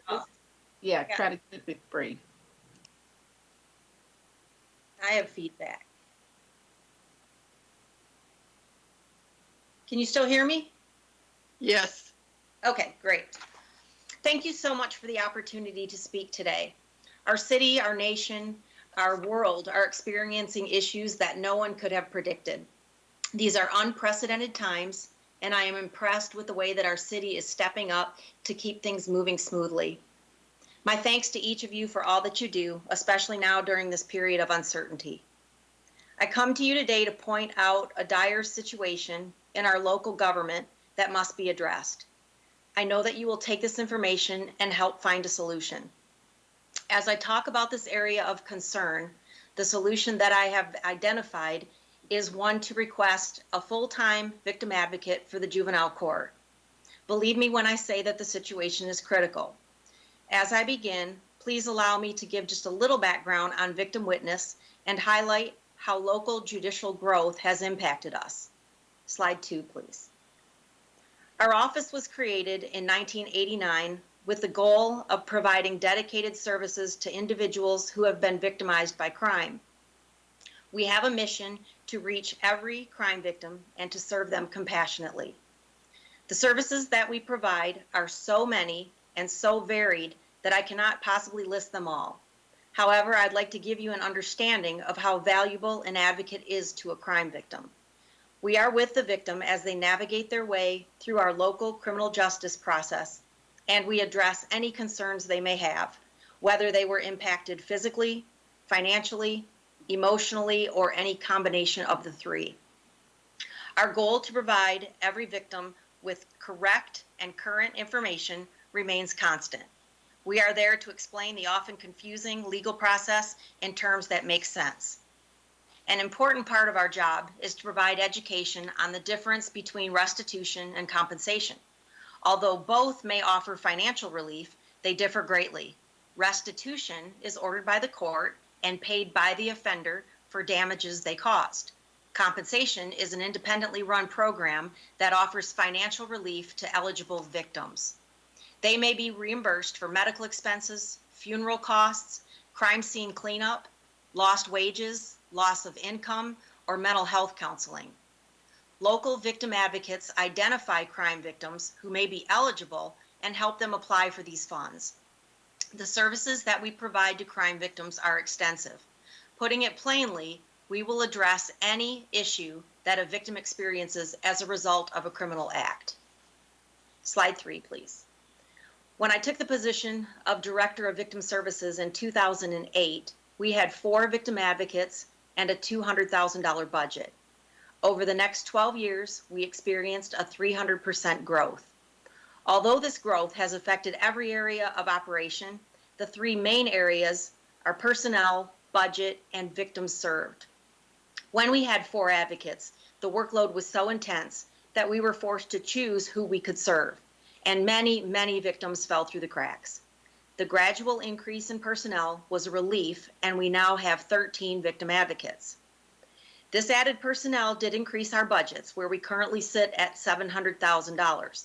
But may I be clear, every budget increase came at no additional cost to the city. Our third area of growth is also the most significant. In 2008, we were only able to serve approximately 1,200 victims, yet in 2019, we served 12,000. Let me repeat that. In that short time span, we went from serving 1,200 victims a year to serving 12,000 a year. The reason for this drastic increase was not because crime victims just appeared or our crime rates skyrocketed. No, it's because we were not reaching them. Plain and simple, our office was not equipped to meet the needs of the community. Next slide. It's important to know where our funding comes from and how much each source contributes. The first and largest source of funding comes from federal grants, making up 67% of our current budget. Federal grants are great, and they have played a huge part in our growth, but they also come with many restrictions. The second source is the Local Victim Assistance Program Fund. This is known as the 5% funds. How the 5% funds work is every time a judge orders an offender to pay fines and costs, 5% of those fines are set aside to fund local agencies that work with prosecution to serve crime victims. Back when we had only 4 advocates, this made up 70% of our budget. But now the 5% funds only make up 27% of our budget. And that brings me to our final source, the Columbus Consolidated Government. When our program began over 30 years ago, the city agreed to dispense a stipend of $45,000 annually. This small amount has never increased. Sadly, the contribution from the city makes up a mere 6% of our total budget. Much of our growth has been forced on us, as we have had to respond to burdens placed on this office. A clear example is when the city approved the Superior Court judges to increase their criminal courts to 7. Each judge still expects to have an advocate dedicated to that courtroom. Judicial growth, such as this example, or even specialty courts like RRP, which is Rapid Resolution Program, these programs have a profound effect on our office. We have a clear intent to meet the needs of all crime victims. However, there are 28 different courts throughout our circuit, and a victim might appear in any one of these courts at any time, and they each have an expectation that their rights will be guaranteed. Next slide. Moving on to what exactly is mandated when providing services to crime victims. The Georgia Crime Victims Bill of Rights clearly states that every crime victim shall receive notification throughout all phases of the criminal justice process. Anyone appearing in our courts has an expectation that their rights will be afforded and guaranteed. Although the Crime Victims Bill of Rights has been law since 1995, it is important to note that it was recently elevated to a constitutional level. On January 1st, 2019, Marsy's Law passed to become part of our Georgia Constitution. This enhancement to the original bill has one major difference. There is now a recourse for any rights violations. If a victim believes that their rights have been violated, they are able to file a motion with the court, and the judge of that court must stop all proceedings and respond to the motion. Next slide. I've been asked by the leadership of this city who is mandated to provide these services to crime victims. I was able to locate the official code of annotations that address this. The first official code to look at is 15-18-23, and it's titled County's Duties to Maintain Offices. This code names the governing authority of the county as the entity responsible for funding whatever is required for the local criminal justice system. Next slide. The second code is 15-18-20, titled Authorization to Employ Additional Personnel.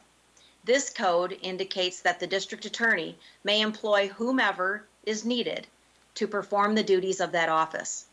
Victim advocates are clearly included, and the code further specifies that compensation comes from the local county or counties. Next slide. All of this brings me to the current situation in Muskogee County Juvenile Court. We have identified a desperate need for a victim advocate to be present in juvenile court. The situation is critical because without a victim advocate there, mandated services are not being given to the numerous crime victims who are present. I have made attempts to resolve this issue. First, by seeking outside funding, where after several unsuccessful submissions requesting a juvenile court victim advocate, I've been informed that future applications will not even be accepted. Another attempted resolution was to consider having my advocates try to cover multiple courtrooms. However, these are grant-paid advocates and they are federally funded. Their positions come with strict stipulations on where they can work. Of my 13 advocates, 7 are designated as Superior Court victim advocates.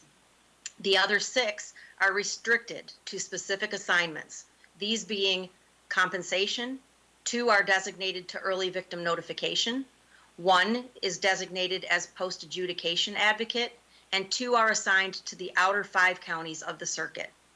I point this out to help you understand that I do not have available personnel to move to another courtroom. However, the need for a full-time juvenile court victim advocate is not going away. Next slide. The situation is growing increasingly desperate, as I discovered when pulling recent statistics. Violent crime and increased gang activity is a growing trend. We looked at over 400 cases pulled from a 6-month period and noted 332 cases as being a victim crime. Of those 332, we identified 288 cases where the victim received no service. Numerous violations are occurring, such as lack of proper notification, being denied the right to read an impact statement, or being denied the right to seek restitution. I must also point out that these 288 cases often have multiple victims, so in reality, the number of violations is much greater. And any violation of a victim's constitutionally protected rights has the propensity to be a major issue for our criminal justice system and for our city. Next slide. The solution that we have come to is that the city should provide funding for 1 victim advocate assigned to the Muskogee County Juvenile Court. This victim advocate position is a grade 14. The annual salary is $35,140.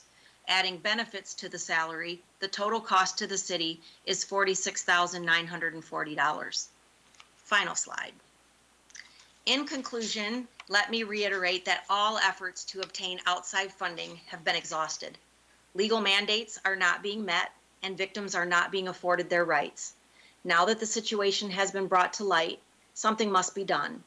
I am confident that as our governing authority, you will do what is required. The cost for 1 victim advocate is a small price to pay to prevent continued violations and to avoid the legal ramifications that will result.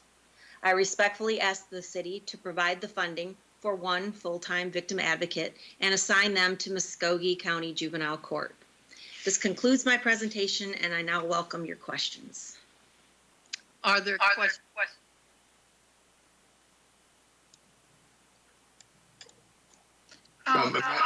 Madam Chairwoman, What? I'm sorry. Councilor Woodson, wait just a minute. We're getting some terrific feedback, and I'm not sure what the problem is. We were not getting it when Ms. Hall was making her presentation, but as we talk, we are. I wonder if there's someone that can help us with that. Shelley, if you'll just stay muted while they're speaking, that'll help us out. Okay. Councilor Woodson. Yes, ma'am. I would like to add this position to the add and delete. It's not a guarantee, but it's something we can discuss and we can see if we can locate the funding for it, but at least it will be on the ad list for discussion. All right. Anybody else? Thank you, ma'am. Ms. Hall, I do have a question. Are there other staff in the victim witness program that are paid out of the OLOS? You're muted. Am I unmuted now? Yeah. All right. I don't believe anyone in my office is paid out of OLOST. Okay. That's my understanding as well, Madam Chairperson. Hello there. Hello. Great. Mm-hmm. Any other questions or comments for either Ms. Hall or the DA? No, but I have one for Angelica, or maybe they can answer it. In this position, is it going to serve just Muskogee County, Columbus, or is this going to do the valley in itself? No, this position, I'm unmuted. No, you are unmuted. No, this position would be specifically and strictly for Muskogee County Juvenile Court. Okay, thank you very much. Because I was going to say, let's try to find some funding from the other community, but okay, thank you. You're welcome. Anyone else? Madam DA, do you have words of wisdom for us?